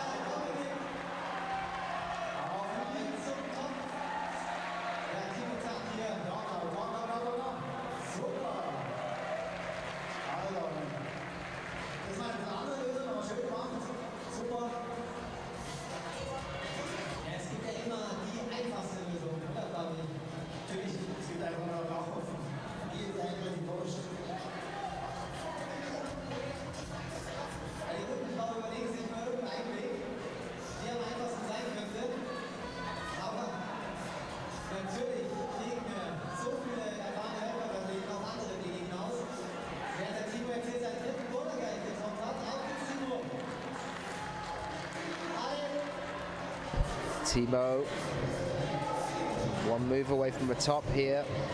A lot of support from the crowd as well for Timo. Oh, very nearly. 1 minute 43 seconds left on the clock. Enough time for him to get up. Even enough time for him to take a bit of a rest before pushing on again. Well, he's got the beater down there. He's just got to get the hands up onto the top hold.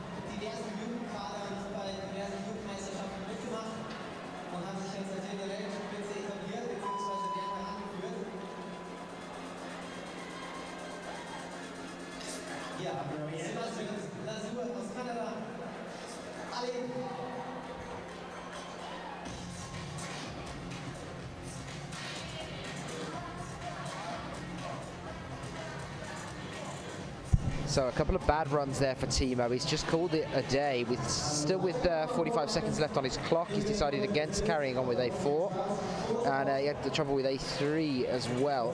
Very strong start. Sébastien Labarge for Canada. Fighting on A5 with the last 20 seconds now running down.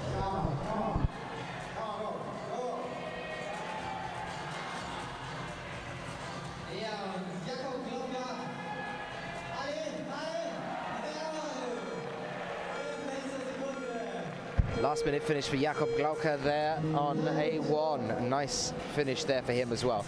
Another rotation now then brings out another Polish athlete for us. Next up will be Jakub Jodlowski of Poland over on A1. Over on B1 now. Sachi Ama has finished up.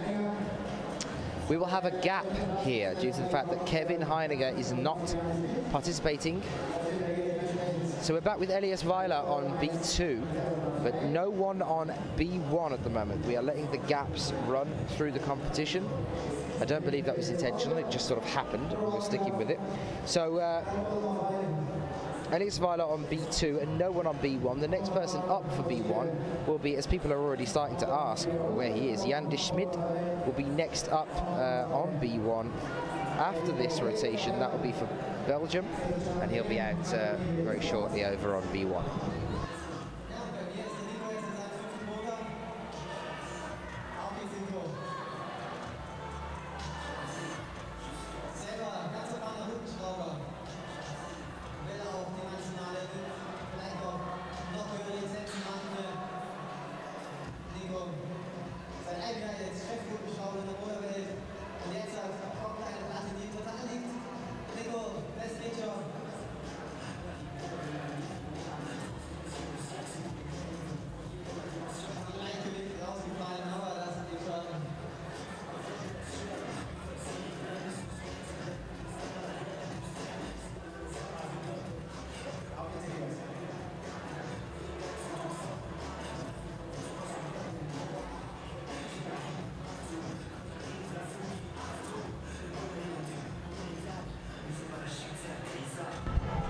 Last climb over on A5 at the moment.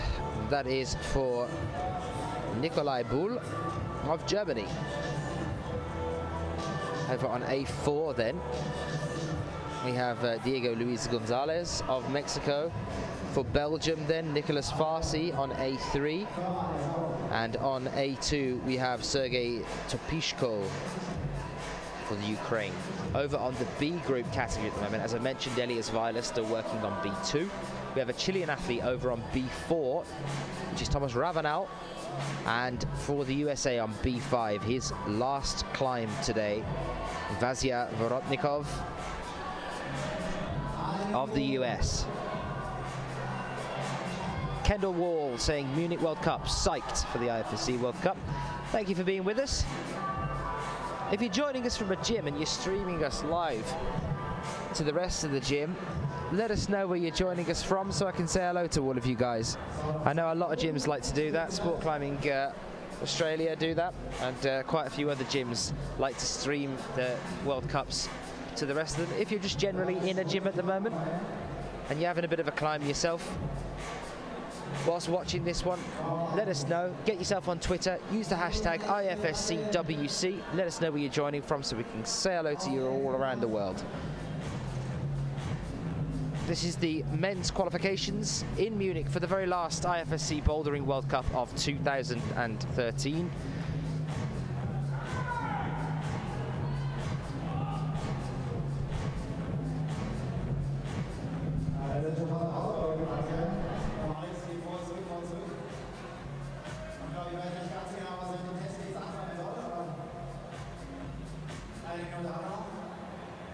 So for Poland at the moment, Andrzej Merczynski Victor is still in. Just to let you guys know, as I know you guys like to join in to see what's happening. At the moment, as things stand, Andrzej is through to the semi-finals. It's still Verhoeven in 10th place in the other group. Verhoeven with 2 tops in 7 attempts, 3 bonuses in 7.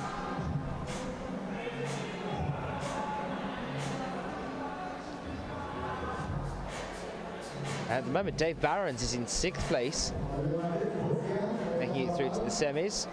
3 tops in 7, 4 bonuses in 8. 10th place in the other group is at present Lucas Enamossa. 3 tops in 11, 4 bonuses in 14. 3 in 11, 4 bonuses in 14.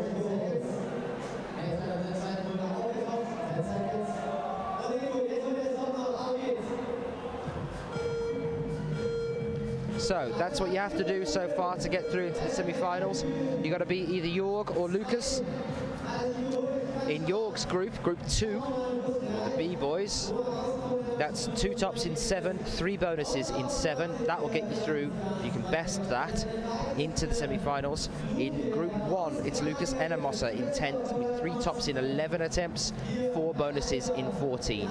That's what you guys need to be watching out for. If any of our athletes come through and are able to best that, they'll see themselves through to tomorrow.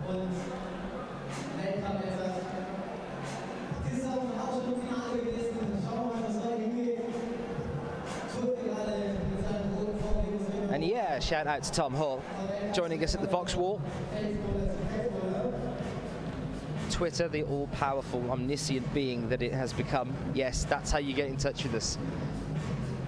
You can jump the whole world on Twitter. Give us a shout. Hashtag IFSCWC. So it's the moment we've all been waiting for, or a lot of us have been waiting for. Over on A1 for Australia, it's Mr. Chris Webb-Parsons, starting off his climb for Munich. You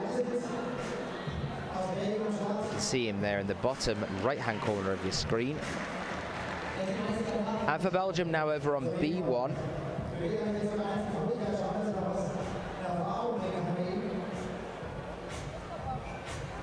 We are looking at Jan de Schmidt.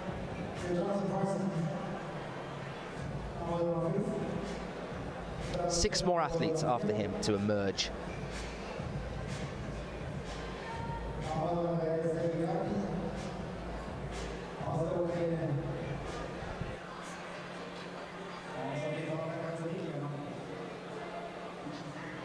Ja, wenn Sie so inzwischen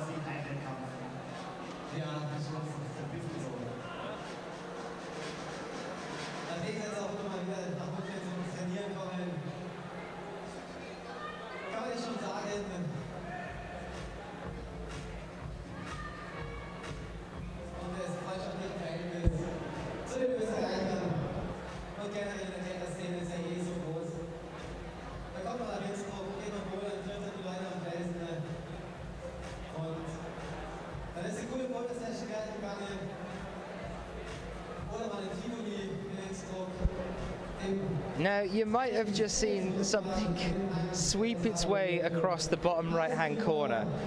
If you have seen that one, just to let you guys know, this is the new thing that we've started doing at these comps for the Aussies and for Commander over in Canada just recently.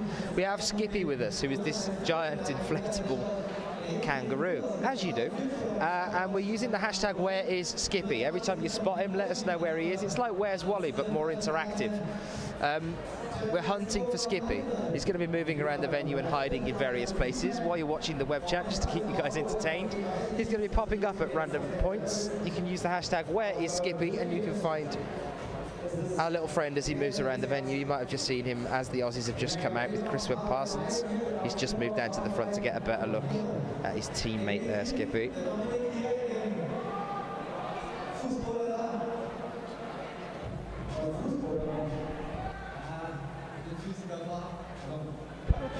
Okay, so Chris has moved over onto the left-hand side now. This is a really, really big move now over to the top on A1. It's the 1 minute alarm. This is good for Chris. There it is. Securing a top there with a minute left to go. Chris Webb-Parsons, first top of the competition here over on A1. Last climb for Timo Tack.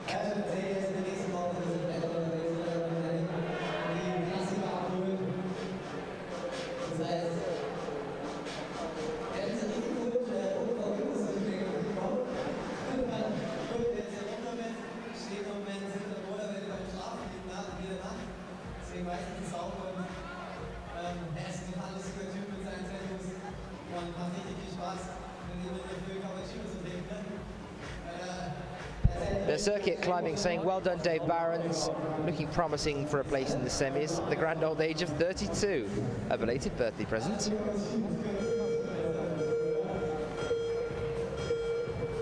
So yes, in 6th at the moment, Barons. Lucas Enemosa, 3 tops in 11, 4 bonuses in 14. That's what you got to break in Group 1 to get into the semis. Jorg Verhoeven in Group 2, 2 tops in 7, 3 bonuses in 7. That'll see you through into the top 10 of your group. The top 10 in each group go through to make up the 20 athletes that go through into the semi-finals tomorrow morning. And then we break it down to just 6 going through into the finals tomorrow night.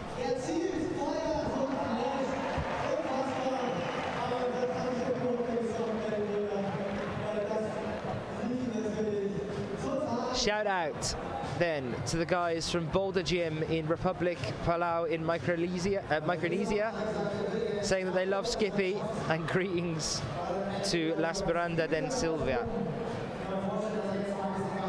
A shout out to all of you guys joining us from Boulder Gym over in Micronesia. Thank you for watching. Any of you guys that are joining us from the gyms, let us know where you're coming in from. Just an update then on who's out on the wall at the moment. Over on B1 for Italy at present. We are currently watching Michael Picoruaz. He's on B1. B2 is a gap at the moment. Then on B3 we have Elias Weiler. Over onto B4 we have Alexander Wurm. And then on B5 for Chile, his last climb, it is Thomas Ravenel. Any of you guys joining us from Chile? Let us know. Had a brilliant turnout from Ecuador at the World Youth Championships just recently as well. That was nice to see. Over on A5 at the moment then for Mexico, his last climb of the day, it is Diego Luis Gonzalez. Over on A4 is Nicholas Farsi.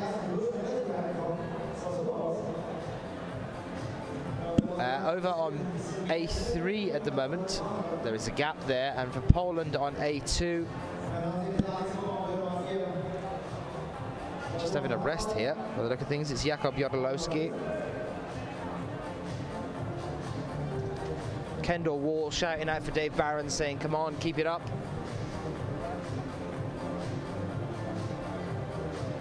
He's still sitting there in 6. He's got 3 tops in 7, and the next one below him, Ray Sugimoto, has 3 tops in 10. The next one above him is, sorry, Dave Barron's 3 tops in 7. And the next one above him is Rustam Gelmanov with 3 tops in 6. If you guys want to see who is going through at the moment and who's scoring what, you can download the Boulder app the IFSC Boulder app on all Android devices, and it will give you a constant stream of updates as to who has done what and when, and you'll be able to see there who's going through at the present moment in time to the semis and the scores as they come in direct from the venue here. So that's the Boulder app you can get there.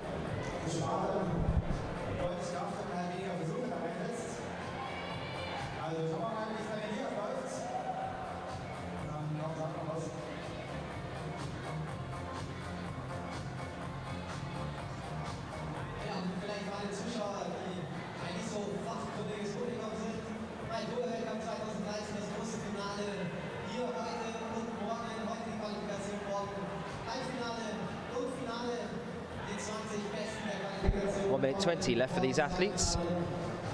Not many left to start now. Coming towards the end of our men's qualifications. We've got the women's qualifications to come later on. We'll be starting with them here in two groups, just like we have with the men's, at 4:30 local time, 16:30 p.m. and that's local time to us here in Munich.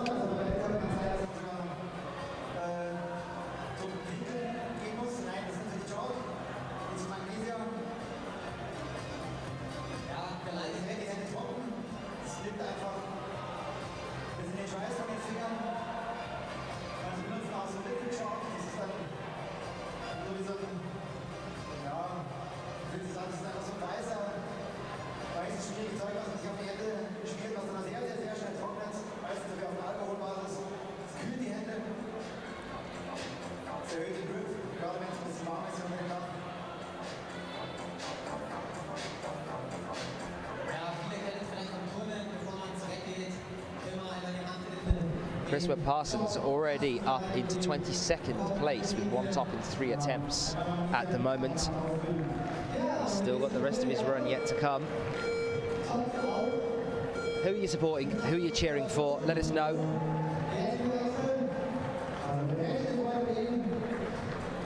If any of you were with us for last year in Munich as well, you remember what a good competition we had here to close our season. If any of you are adamant followers of the IFSC web feeds, let us know which you think has been your most favourite in terms of the blocks we have seen, the problems that we have seen conquered over the past year. Let us know. I'd be interested to know which one you think has been the most entertaining from your perspective of the season so far. So we've had Chongqing, Miol, Logdragomer, we had Innsbruck and Kitzbühel, we had Toronto and Vale, and now we are back over here in Munich to close things up. All of those you can find on the IFSC's YouTube page. Innsbruck, definitely a highlight for me. The atmosphere there was just fantastic.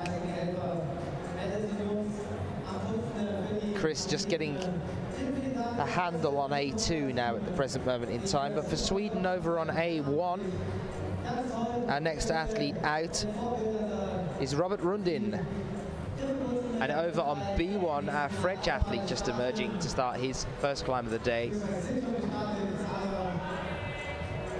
is Johan Deschamps.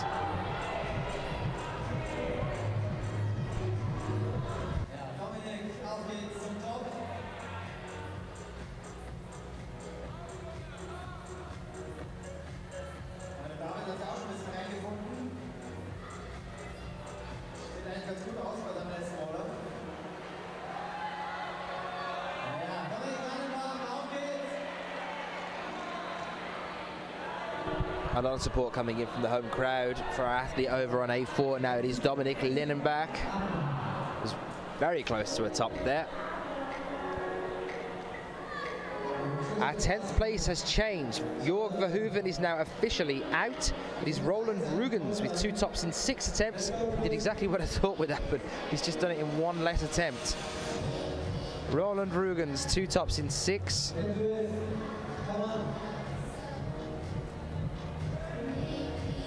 Knocking Jörg Verhoeven down into 11th place in his group and out of the semi-finals. 2 tops in 6, 2 bonuses in 6.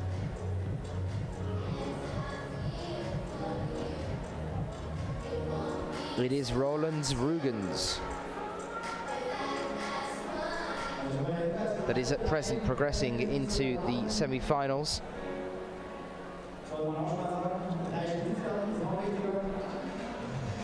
Also wenn er jetzt eine halbe Strafe später und am 36 in der Qualifikation der Damen im IFSC Bouldering starten müssen wir in der Isolationszone beschützen. Das allein aus der Tatsache, weil der Boulder mal eingeschraubt werden, das heißt, die Herren wollen nicht mehr raus, unser internationales Hubschrauber-Team. Dann hier nochmal ganz schön fertig müssen und dann kommen die Damen-Boulder, die sich vorher aufgebaut haben, werden eingeschraubt. Also das Ganze in so einer Dornzeit-Wettkampf. Und gerade die Sachen jetzt hier, da kann man sich ganz mit vorher anschauen. Für alle die gleichen Bewegungen, 5 Minuten Kletterzeit, 5 Boulder. And Sergei Topishko has knocked Lucas Enemosa out as well with 3 tops in 10 attempts, 3 bonuses in 10.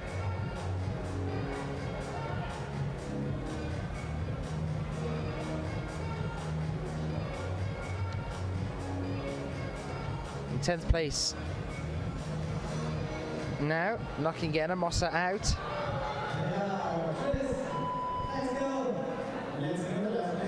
Last minute, and Chris Parsons has managed to make the bonus, and now looking to, yes, there's a top for Chris Parsons of Australia on A2 as well. He's leaving it late, but he's making it there every time so far. Hasn't been conquered by a block just yet.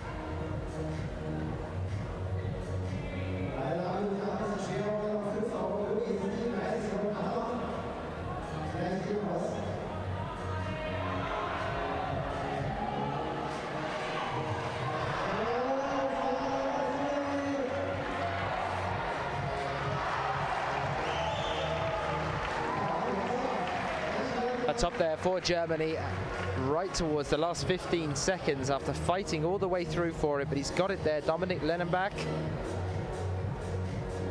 Very nice finish there. Sachiyama having trouble with B3, and with 4 seconds left to go, it's looking like no top there for him.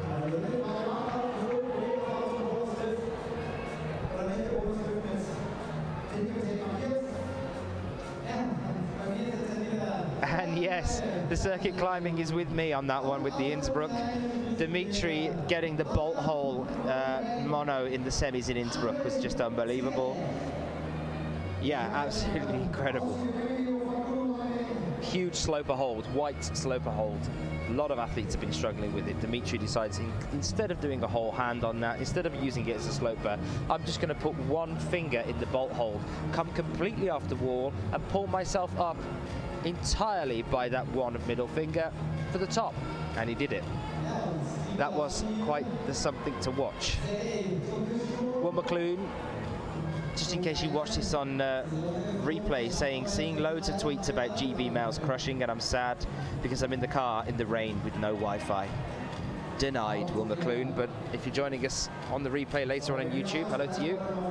Thank you for being involved.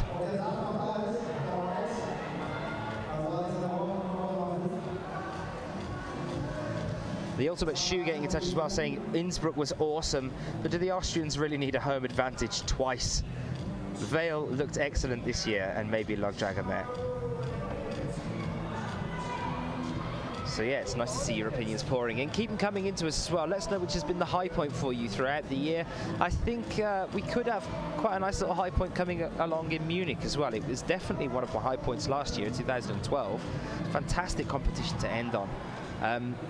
And the other advantage is that we have Manu back as our chief route setter here, Manu Hassler, who was the chief route setter in Miol. Do you remember those crazy, really difficult blocks that we saw in the final in Miol earlier this year? Well, he's setting here again in Munich as well. I was chatting to him a little bit earlier today before we kicked things off here at the comp.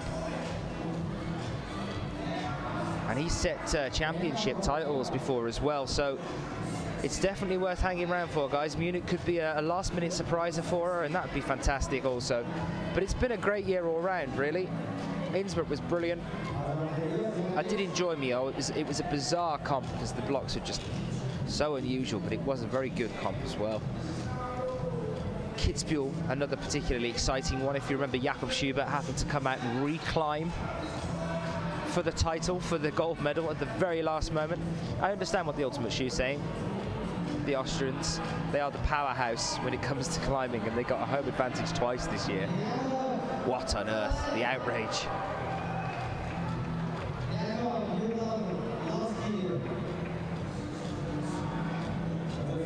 Jakub Lewandowski over on A3 now. He's one move away from the top. He's managed to make that little pop-up onto the bonus hold. Got to sort his feet out here. He's trying to sit on the bonus. Make a comfortable perch there. He's got to get a foot up on that one, surely. There we go. Up with the left. One hand in the pocket. It's going to swing out a little bit. There we are. Much more secure position to be in. Second hand on. Very nicely done there. So our cut-off points in our two groups at the moment then. Sergei Topishko, currently with 3 tops in 10 attempts and 3 bonuses in 10. That's one of our cut-off points. That's the cut-off point for Group 1. Then over on Group 2, Roland Rugens at the moment is currently on the cut-off point Group 2 with 2 tops in 6, 2 bonuses in 6. That's what you've got to beat, guys, if you want to get in. Let us know who you think the contenders are and who you think could be going through to the next stage of this competition here, the semi-finals tomorrow. Still got the girls' qualifications to come for you yet today. We're taking a bit of a break while the route setters reset these walls. And coming back to you a little bit later on, starting with the women's qualifications at 4:30 local time to us, going on till about 7 this evening. Then we'll have a little sleepy and come back tomorrow, Sunday, starting off with the semi-finals at 11:30. I'll keep you updated on all the times, don't worry, as we're moving through. And if you love bouldering, you've still got another event to come, as it were. This is the last World Cup, unfortunately, but we also have Eindhoven still to come to you in about a week's time. That one coming up, that'll be the European Championships bouldering title. And as Graham was mentioning earlier, if you were listening when Graham was chatting, Dmitry Sharafutinov currently has the World Championship title. He's definitely assured to take the World Cup overall title. If he wins at the Euro Championships in Eindhoven, he would take the triple, which would be an amazing achievement. It's definitely worth sticking around for Eindhoven. That's coming up for you as well. Don't miss out on that one. Dmitry looking extremely strong at the moment.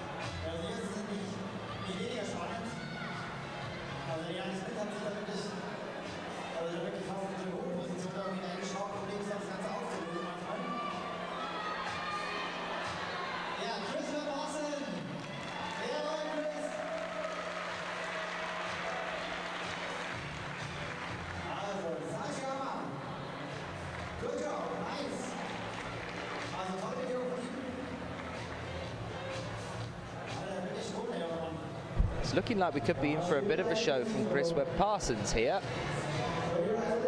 Still 2 minutes left on the clock and Chris is looking good. Any support for Chris getting into us? I know it might be some sort of crazy time right now over in Oz. I know that Cam was joining us earlier, and he'll no doubt be recapping this after he gets back.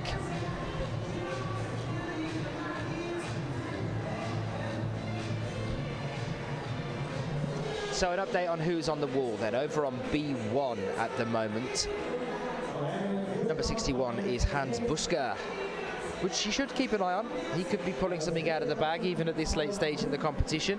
Over on A1 at the moment, oh no, sorry, A2 at the moment for Sweden. Number 69, that's Robert Rundin. He's having a climb there. Glauke has been putting on a really good show for us as well. Over on A4 at the moment, he's just jumped down. Jakob Glauke looking good as well. Could have some last-minute change arounds here.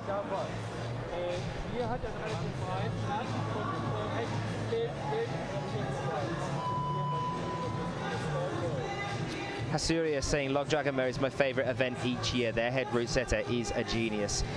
Yep, you're talking about Jackie Godolph, a legend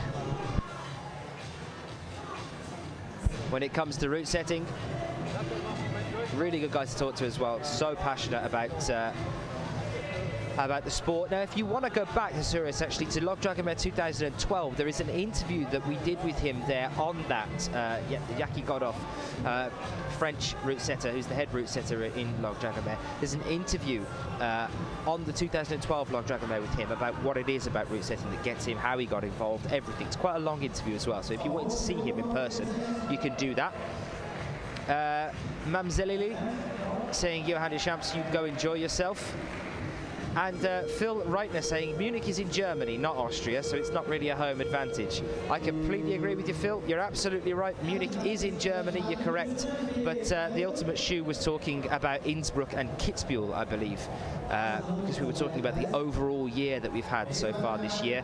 And the Austrians had 2 Boulder World Cups on their territory, one in Kitzbühel, one in Innsbruck, and I believe that's what the Ultimate Shoe was talking about a little bit earlier. Yep, we are in Munich now, though, in Germany. Interestingly enough, the winner in Innsbruck was a German, just to really confuse you all even more. 2 German athletes winning in Innsbruck, and that was Julian Wurm, who will be climbing later on today, and also Jan Hoyer, who was looking very strong earlier on today. Now, he took the gold in Innsbruck as well. The only time this year that Anna Stor has not come first, and it was in her hometown, Innsbruck. She trains there, Tivoli. Had a nice chat with her while we were there as well, but that should hopefully clear up that little bit of a mix-up there for you, Phil. Our next athlete then out on A1 at present. Our next athlete is a German athlete.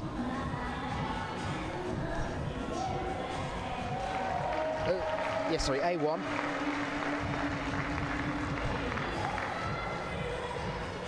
I believe that was a reclimb, actually. Might have had an issue there earlier on.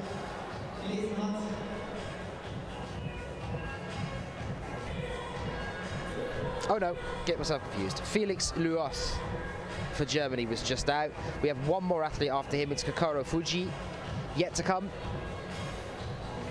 I'll wipe myself up here. There we are. Felix Luos just with a very quick top on A1.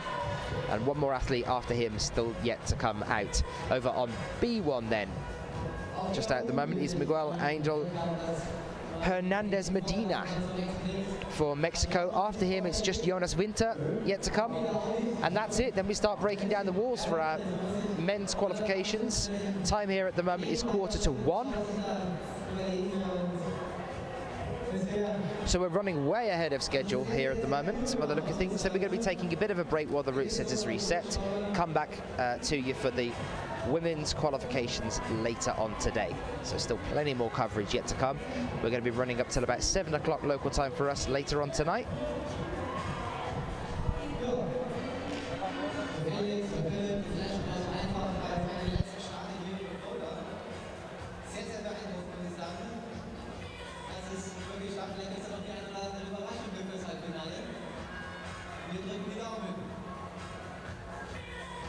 Genauso wie der Sergej Topischko, hier so kleine, ein Flieg daraus.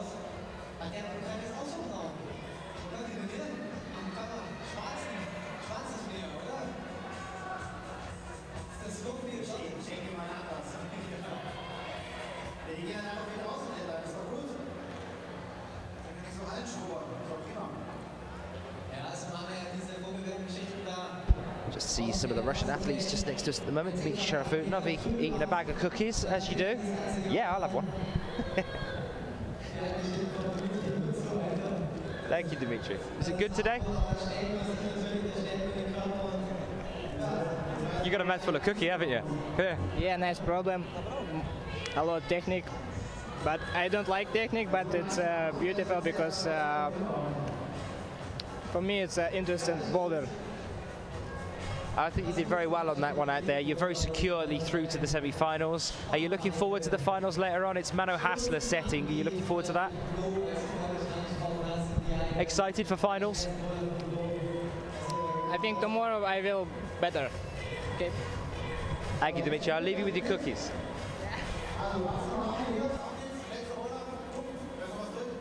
He always panics whenever I start talking to him. His English is actually exceptionally good, but he always has this moment when I start talking to him. He's like, oh, not again. There's quite a few athletes that don't like that. So yeah, just having a bit of chat to you guys that are joining us at the moment. Hazuris, your route setting at the moment as well, which is interesting, and it's definitely worth having a little look at what Jackie was saying there. Should be able to find that on the Log Dragonmare 2012 one. And Phil, you're joining us from Australia. Brilliant. I thought you'd all left, but Phil Reithner joining us from Oz. Chris doing well so far here today, and nice to see you guys joining us as well. The time over there is 8:42, so you're still not that bad at the moment over in the evening in Australia. You're saying the crazy time here is 20:42. That is a crazy time. 8:45 any evening, anything can happen. That's the mad hour in Australia, so I'm told. And here's Chris Parsons over on A4 for Australia. About to start his climb off here now. So Timo Tak, after starting very strong, unfortunately is out of the semi-finals. Current positioning is now with Andrzej Mrczynski Victor in 10th place with 3 tops in 10 attempts, 4 bonuses in 12.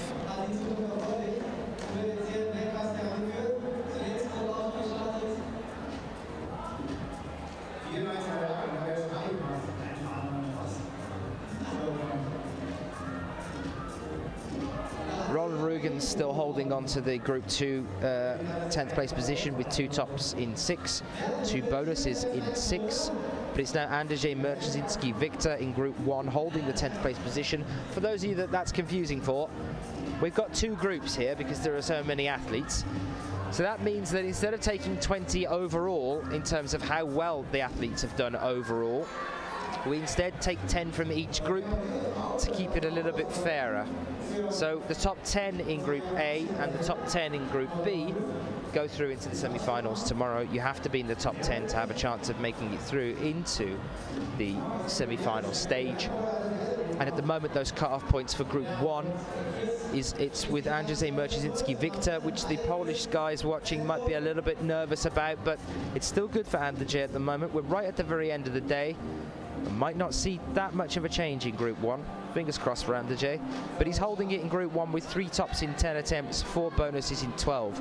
That's what you have to beat in Group 1 to get through into the semi-finals. In Group 2 at the moment, it's Roland Rugens with 2 tops in 6, 2 bonuses in 6.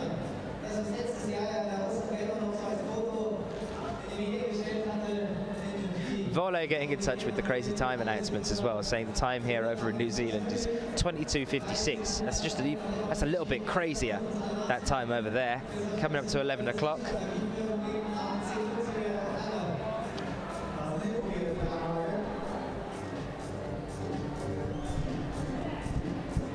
Nice to see some of you guys joining us from all around the world. Very nice, very quick finish there over on A2 as well.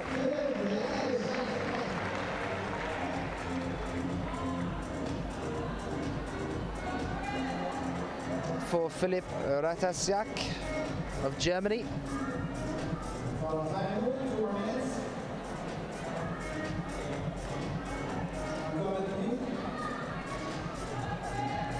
And our last athletes are officially out. Jonas Winter over on B1, number 47 for Germany, Jonas Winter. And over on A1, number 57, Kokoro Fuji of Japan. These are our last athletes. We now start breaking down our wall. That's it. You've now seen every athlete here. Chris still working away over on A4. He's got 1 minute 35 here.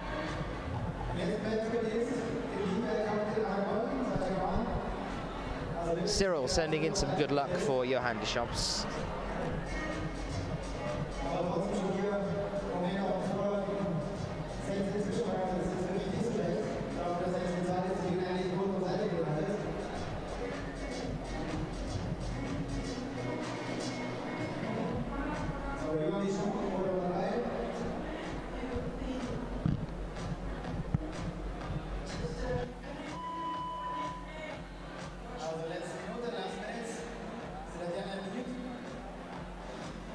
Chris down on the ground. The alarm's just gone for the last minute. Can he make it?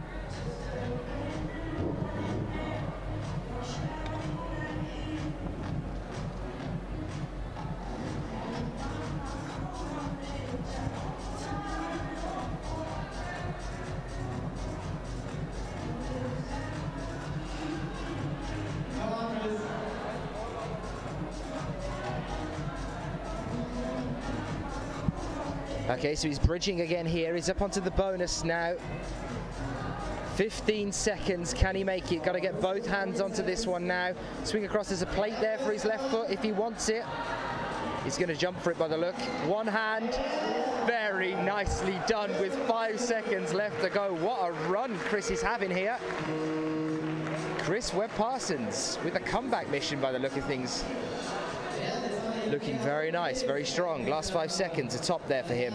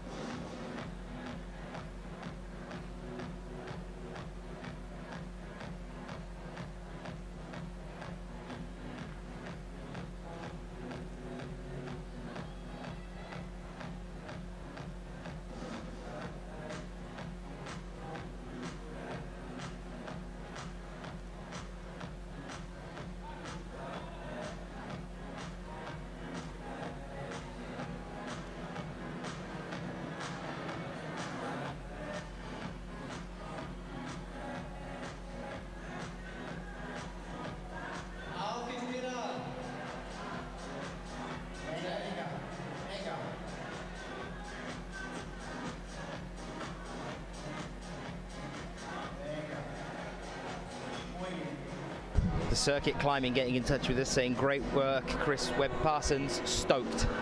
Yeah, he's looking strong so far. Just having a brief look, trying to check whether he might actually already be through at the moment, based on his performance here. I believe he is actually. Just give me a second.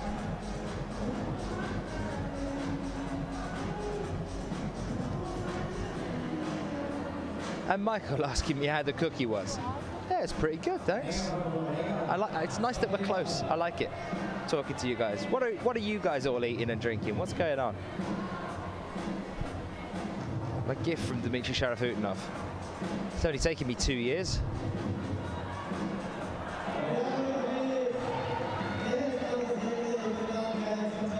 Okay, this is looking good at the moment for Felix Leroth as well. Top there for him on A2. He's topped A1 as well. Looking good there all the way through.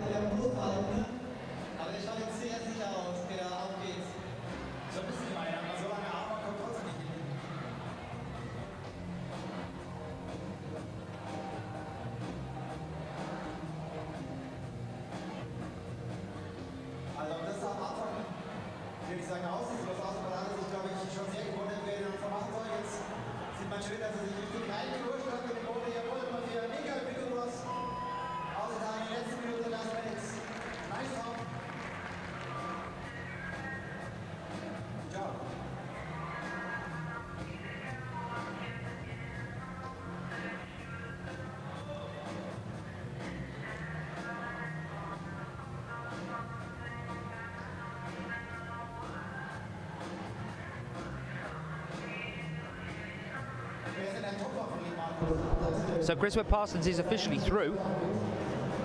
He's in 5th place with 4 tops already, and he's still got another climb yet to come. Looking very, very strong, and at this late stage in the game, up in 5th place, there's not much that could happen now to change that for him. So he's looking pretty good here. For any of you guys joining us back home in Oz, back at Chris's home anyway.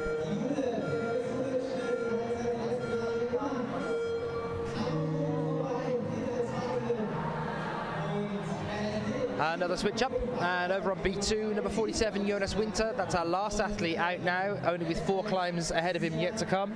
For Australia, Chris Webb-Parsons now over on A5. His last climb, are we going to see a full run for him? Straight set of tops, could it be? It's a slab. How is Chris going to get on with this? Change of pace now here. He's had 1 semi-vertical, 1 inclined, 1 roof, and 1 vertical, completely vertical on A4. Is he going to get one on A5 with this slab section? Here he goes.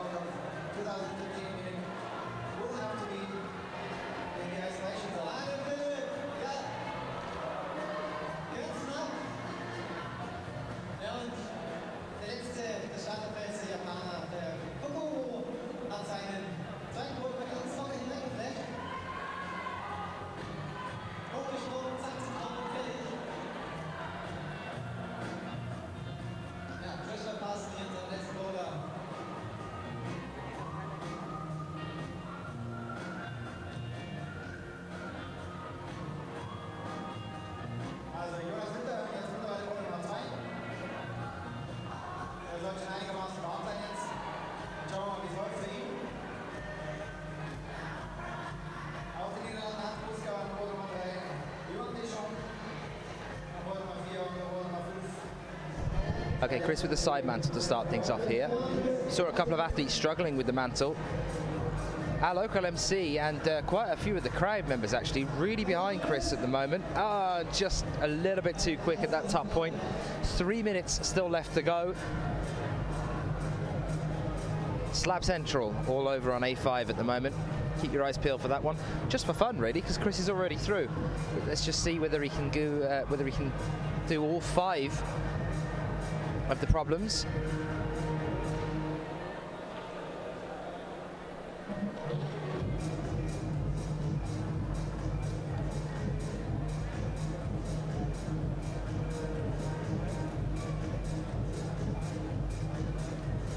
Another attempt here, side mantle.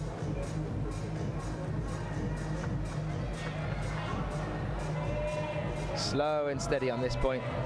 That's the way forward, and then he's got to turn those hips in. At the moment they're facing on the opposite angle from the wall. That's it, nice and slow, inching that other leg up now.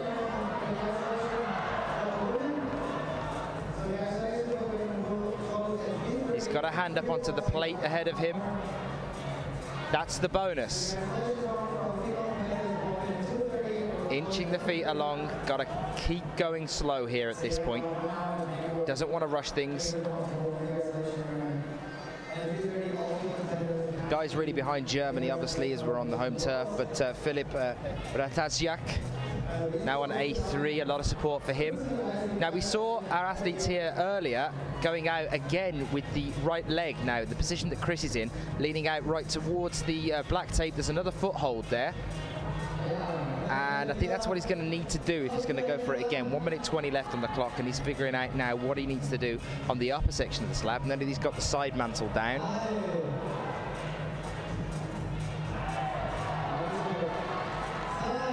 And the crowd roaring here now for Filip. There it is, with a toe hook, a top for him. Looking good as well. Chris looks like he's actually, you can see him just looking off to the side. The results are scrolling through there. So he might already know that he doesn't need to finish this one off. But with 45 seconds, he's worth another go, I think.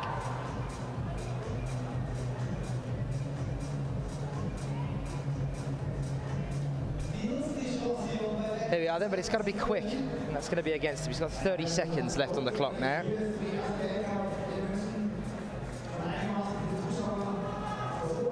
Smiling, but I think he's going to call it there. 20 seconds left on the clock.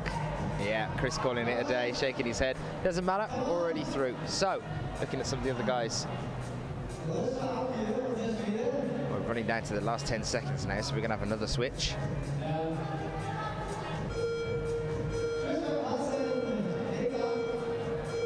And that was the last climb there for the Belgium athlete Jan de Schmidt over on B5, taking his things.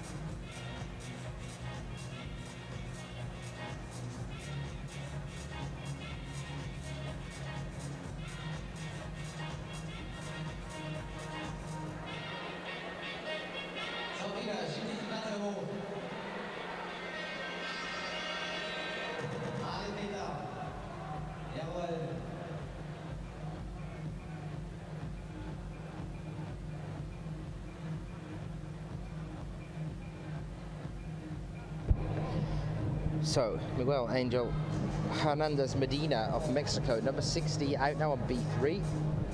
Drop knee here. Trying to figure out what exactly he's going to be doing between these collection of pyramids that are on the wall. It's Peter Wirth as well over there. This is his last climb on A5. So, you know, he's got the height advantage on Chris. It's an interesting tactic there, lent over straight, again out with the right after taking the bonus.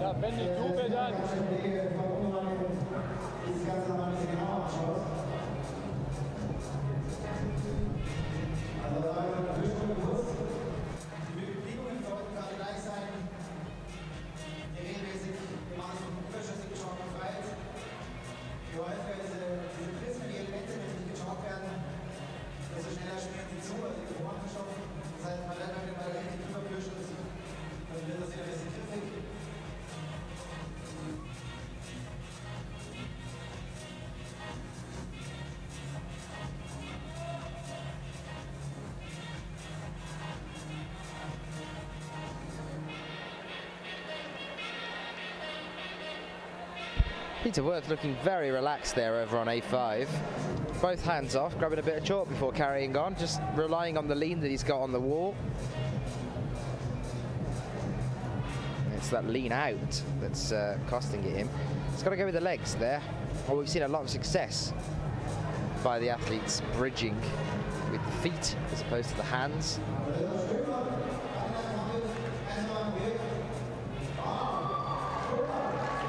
A top for Italy over on B5.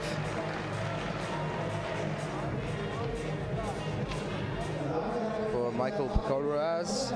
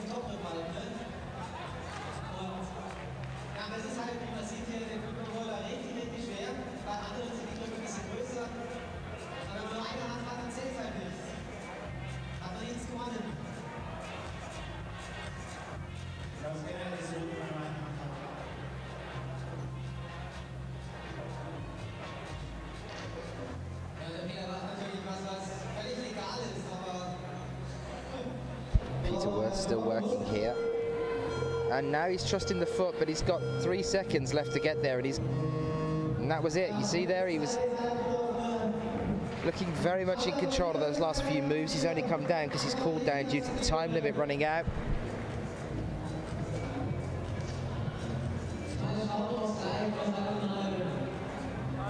MK Climbing asking, is there a possibility of seeing live rankings anywhere? Well, we're coming towards the end of the day, and in a moment I'll be able to tell you who are the top 10, but yes, there is a possibility of seeing live rankings anywhere. You can do that by downloading the app. There is a bouldering app that feeds you the live results as they are coming in. You can see who is standing where.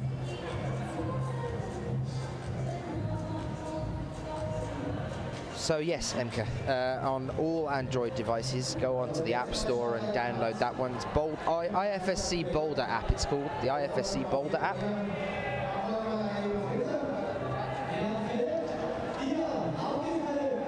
Filip Bratasiak. Lean out, looking good here on A4. A lot of support from the crowd, obviously. He is German.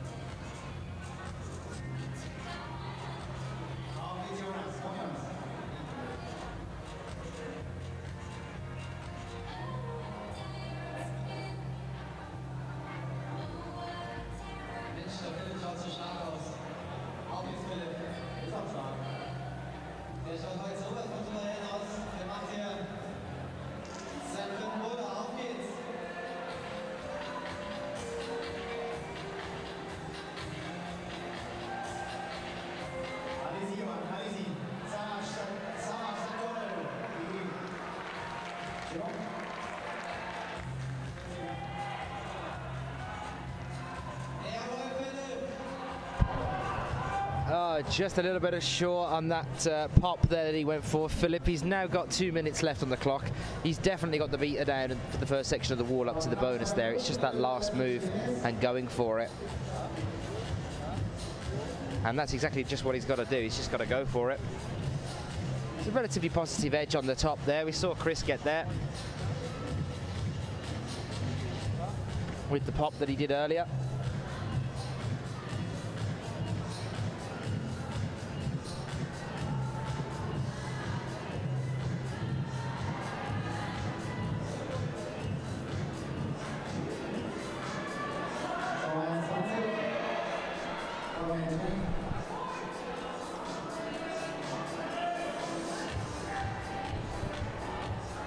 Here we are then, same position again.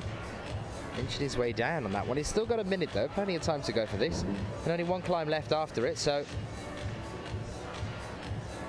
give him a second. Our last athlete out as well, now climbing on A3 is Kokoro Fuji. Looking good here, got cries of gamba from the crowd. He's tried that reverse technique, the bat, and it's getting him there by the look of things. Very, very quick to finish as soon as he got a hand on that bonus there. Nicely done. Kokoro Fuji of Japan on A3.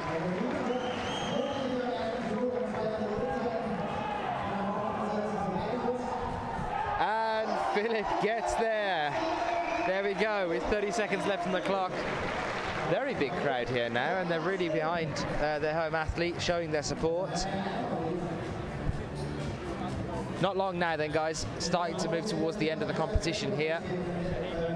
Just going to try and have a brief look at our 10th place position athletes at the present moment in time, because it's unlikely that it'll change all that much. Nobody else is going to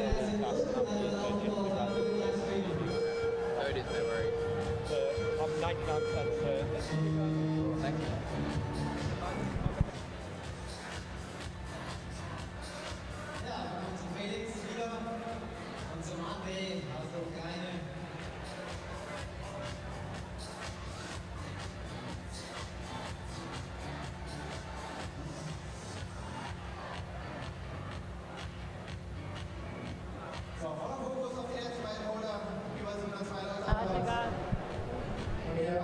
So Chris has just come up and said hello, and I'm not going to grab him now. I'm going to grab him at some point later in the day, I think, once he's settled in, as we're focusing on these last few climbers. But fantastic performance there in securing his place in the semis. It is still Roland Rugens then in Group 2, holding the 10th place position with 2 tops in 6 attempts, 2 bonuses in 6. And in a second, I'll have a little look at Group 1 and see whether it is still Merchazinski Victor with 3 tops in 10, 4 bonuses in 12. Just waiting for that to come up. Double check myself.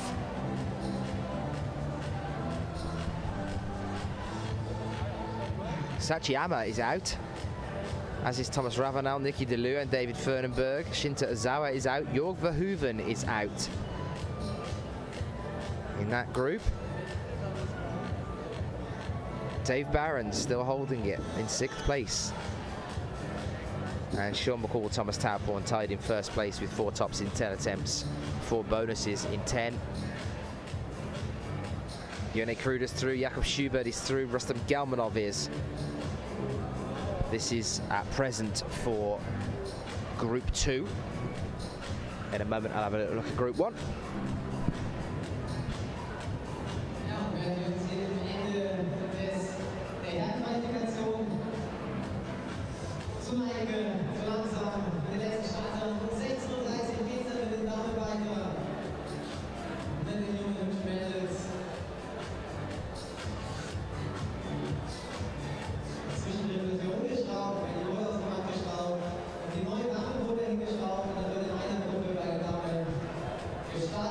I believe they're just updating the results for Group 1. So we're just waiting for that to happen. And then I'll have a look at that one for you as well. But we will, of course, go through those top athletes that make it into the semis at the end of our coverage of the men's qualifications. We're ahead of schedule, which is always fun. We're going to be taking a short break and then coming back to you at just after 20 past 4 to get ready for the first women's qualification climb at 4:30. That's local time to us, remember, as well. So it's looking like we're getting updated now as well. Guillaume Clairemontet down in 18th place in his group. Way out here, unfortunately for him.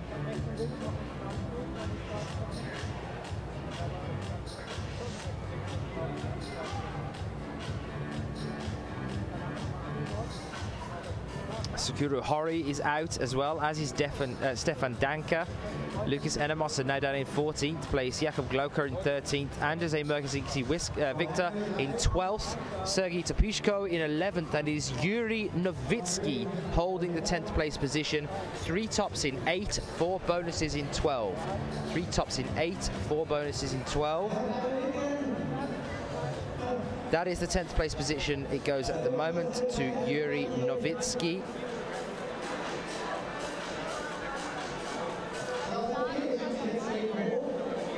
In Group 1.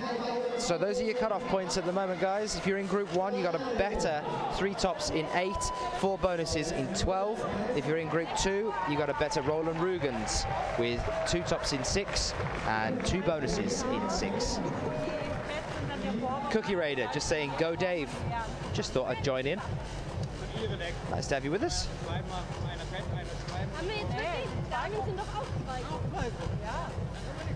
Last few climbs for today then. In the men's, that is.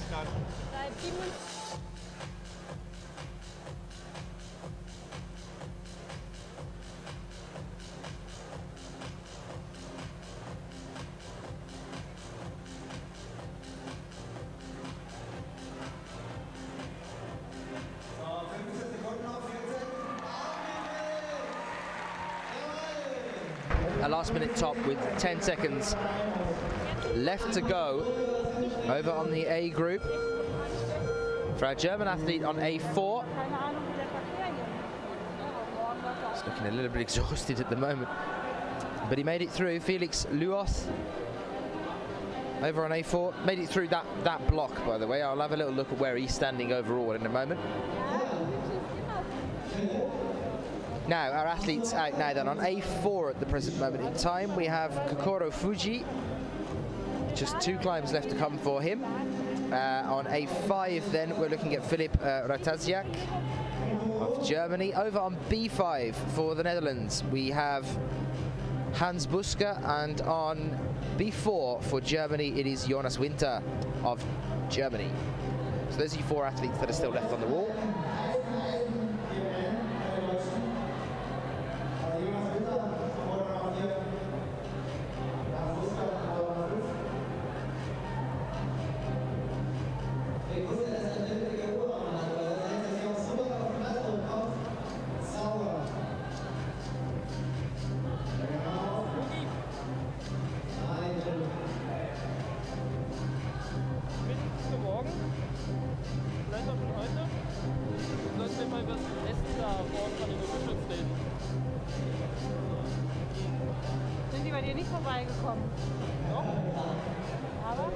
Philip managing to get up on that mantle, but trying to figure out where he's going to go there on the rest of the slab.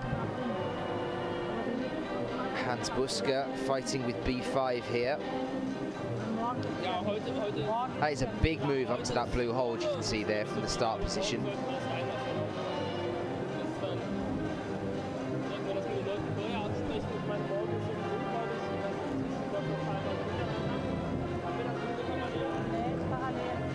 How are you guys enjoying the DJs? It's the same guys that were here last year in Munich, and for the final they put on quite a show. They're mixing and watching the athletes at the same time, changing the pace, and an athlete starts to really put on a show for us.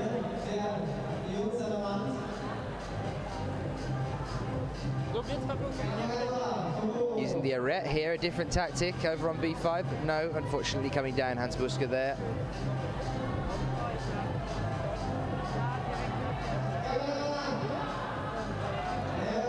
Very nice yet again. Kokoro Fuji atop on A4. Could we be seeing, or about to see, a last-minute qualifier here? It's happened before.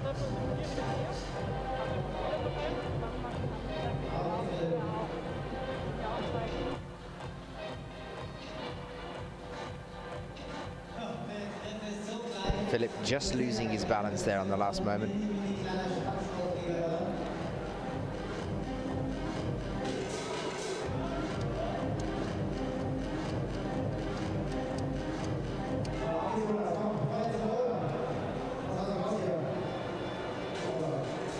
One minute 45 seconds left to go for these guys.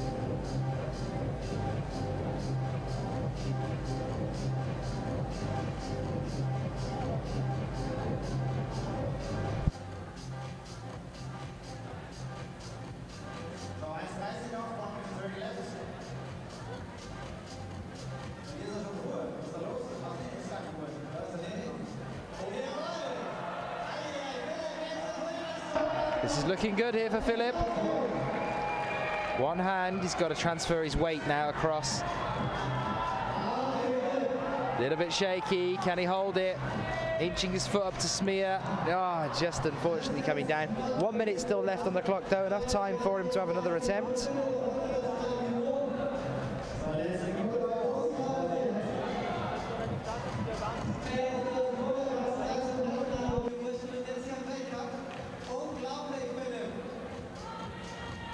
And here he goes again, 44 seconds. Hans Busker still fighting on B5, as is Filip Rataziak on A5.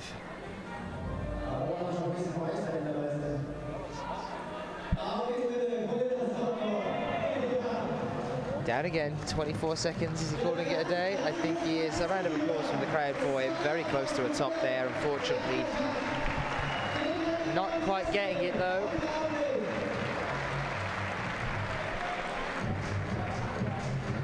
Still Yuri Nowitzki in his group, Group 1. 3 tops in 8 attempts, 4 bonuses in 12. We'll see you through into the semi-finals.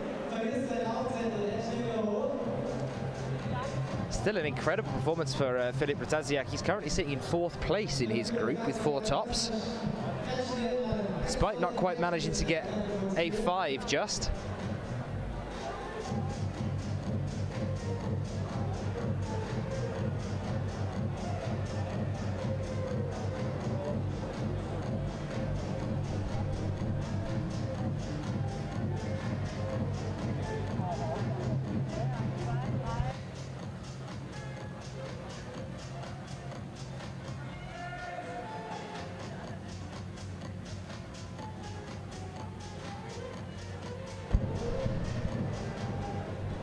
That crowd in the bottom right-hand corner as well isn't even all of the crowd. This is qualifications, remember.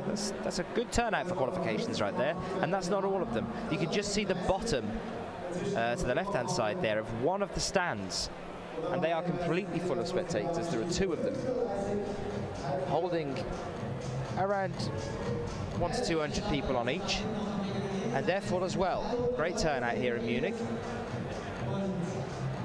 It's looking like we're set up for a pretty good final again tomorrow. Last climb now then for Felix Roth from Germany.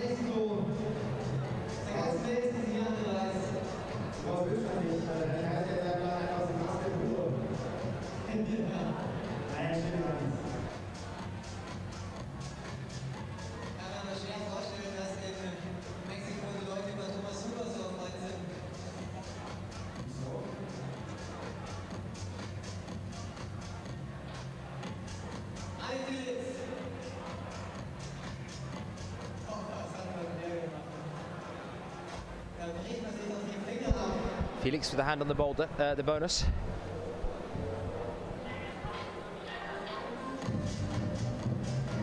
First foot moving out to the right. Now is he going to lean out with his foot here, or is he going to go up with his hands instead? He's sorting his feet out a little bit, feeling a little bit more secure. Yes, it's looking like he's going to try the long reach out now. Moving right over to the edge. No, he's going with hands. Just slipping there on that point. We've definitely seen more success with the right foot first touching the first plate and then going up again. If you're flexible enough to do it, getting your feet on this slab first before pushing again and up to the top.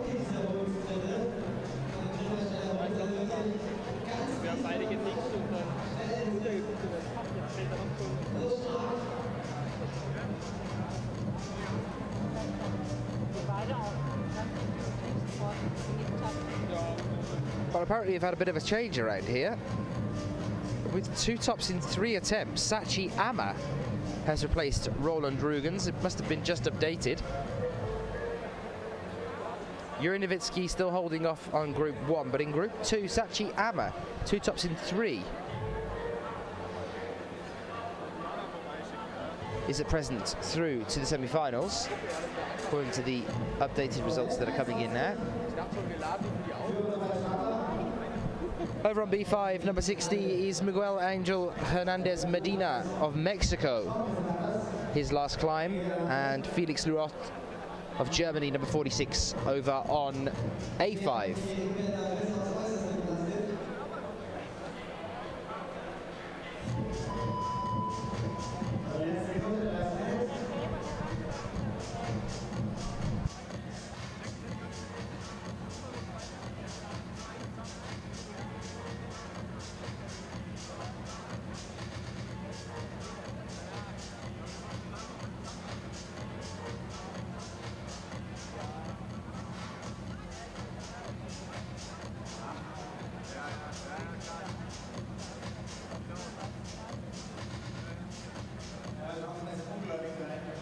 Somebody asking about David Barons. He's got 3 tops in 7 attempts, David Barons. And according to the results that I have here in front of us, being constantly updated, but according to the ones that are here in front of us, 3 tops in 7 is putting Dave Barons in 6th place. Yes, N3 PTU, just to give you a shout out about that one. A round of applause for our German athlete that just disappears now. I'm just going to have a look at the bonuses as well on that one for Dave Barons. Currently in 10th place, Sachi Ama, 2 tops in 3, 3 bonuses in 4. That's in 10th place. So that would definitely put Barons ahead of him, and they're in the same category. So yep, there it is, 3 tops in 7, 4 bonuses in 8. Dave Barons currently sitting up in 6th place, just behind Rustam Galmanov in his group. That's what I have here anyway, guys. Our last climb then for the men's qualifications. Here they are, Jonas Winter for Germany, number 47 over on B5. And then for Japan, number 57, Kokoro Fuji, climbing over on A5 now as well then. So coming towards the end of our men's qualifications, we'll give you a look at the standings as they are, as we have them. Then I'll be saying goodbye to you for a few hours while the route setters change the blocks. And then we'll be coming back to you at just around 20 past 4 local time to us to bring you the women's qualifications. That's how things are going to run later on in the day here. And that'll be all the way through to around about 7 o'clock this afternoon, or evening even, where we'll say goodbye and get ready for the semi-finals. Well, the route setters will anyway. Nice here, number 47 over there, Jonas Winter. Oh, very close to a top there, just probably rushed it a little bit too much, maybe got a little bit excited when the crowd went crazy. But he's got another effort here, yeah. 3 minutes still left on the clock, and impressive performance as well here from Kokoro Fuji. He's looking good as well.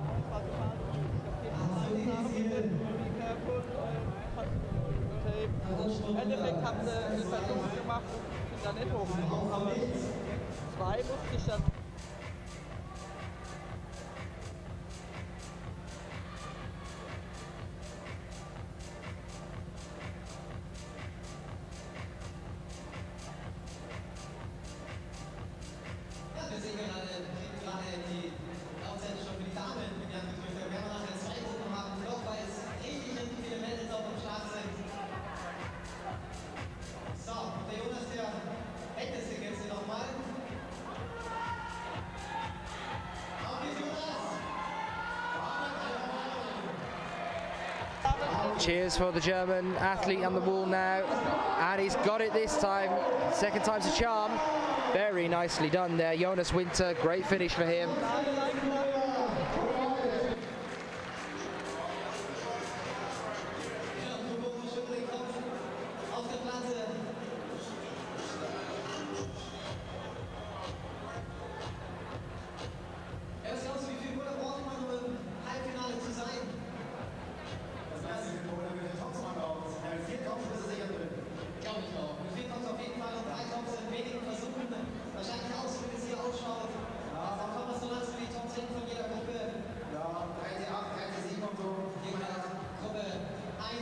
So with 1 minute 25 seconds left on the clock, we are now left with only Kokoro Fuji finishing up here before we have a look at who our athletes are going through into the semi-finals.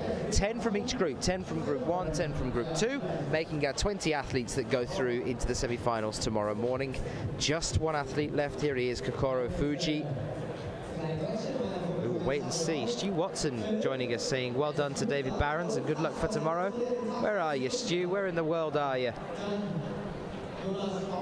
Stu Watson, well-known British athlete. He's made finals before.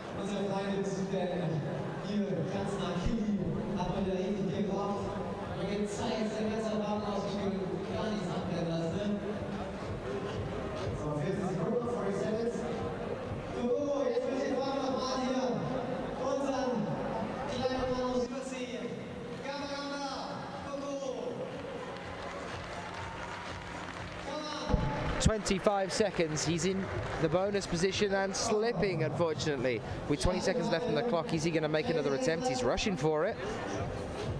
This would be a great way to finish a qualification day as well for the men's. There's the bonus, 8 seconds. Got to be very, very quick here. And just missing it, unfortunately. But there we are, Kokoro Fuji finishes his climb here. The time has run down. Well, it's that time then, guys, isn't it? We're going to be having a look very briefly in a moment at the top 10 athletes in each group. Those will be the guys that go through to the semi-finals tomorrow.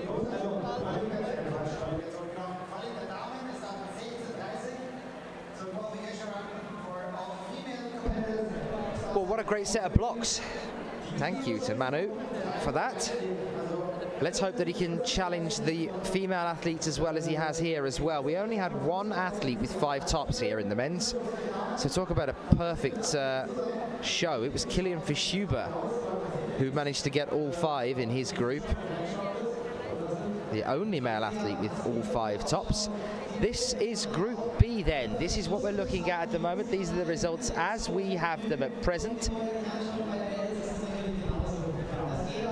Ignore the height thing on the right-hand side. This is just showing you the ranking order.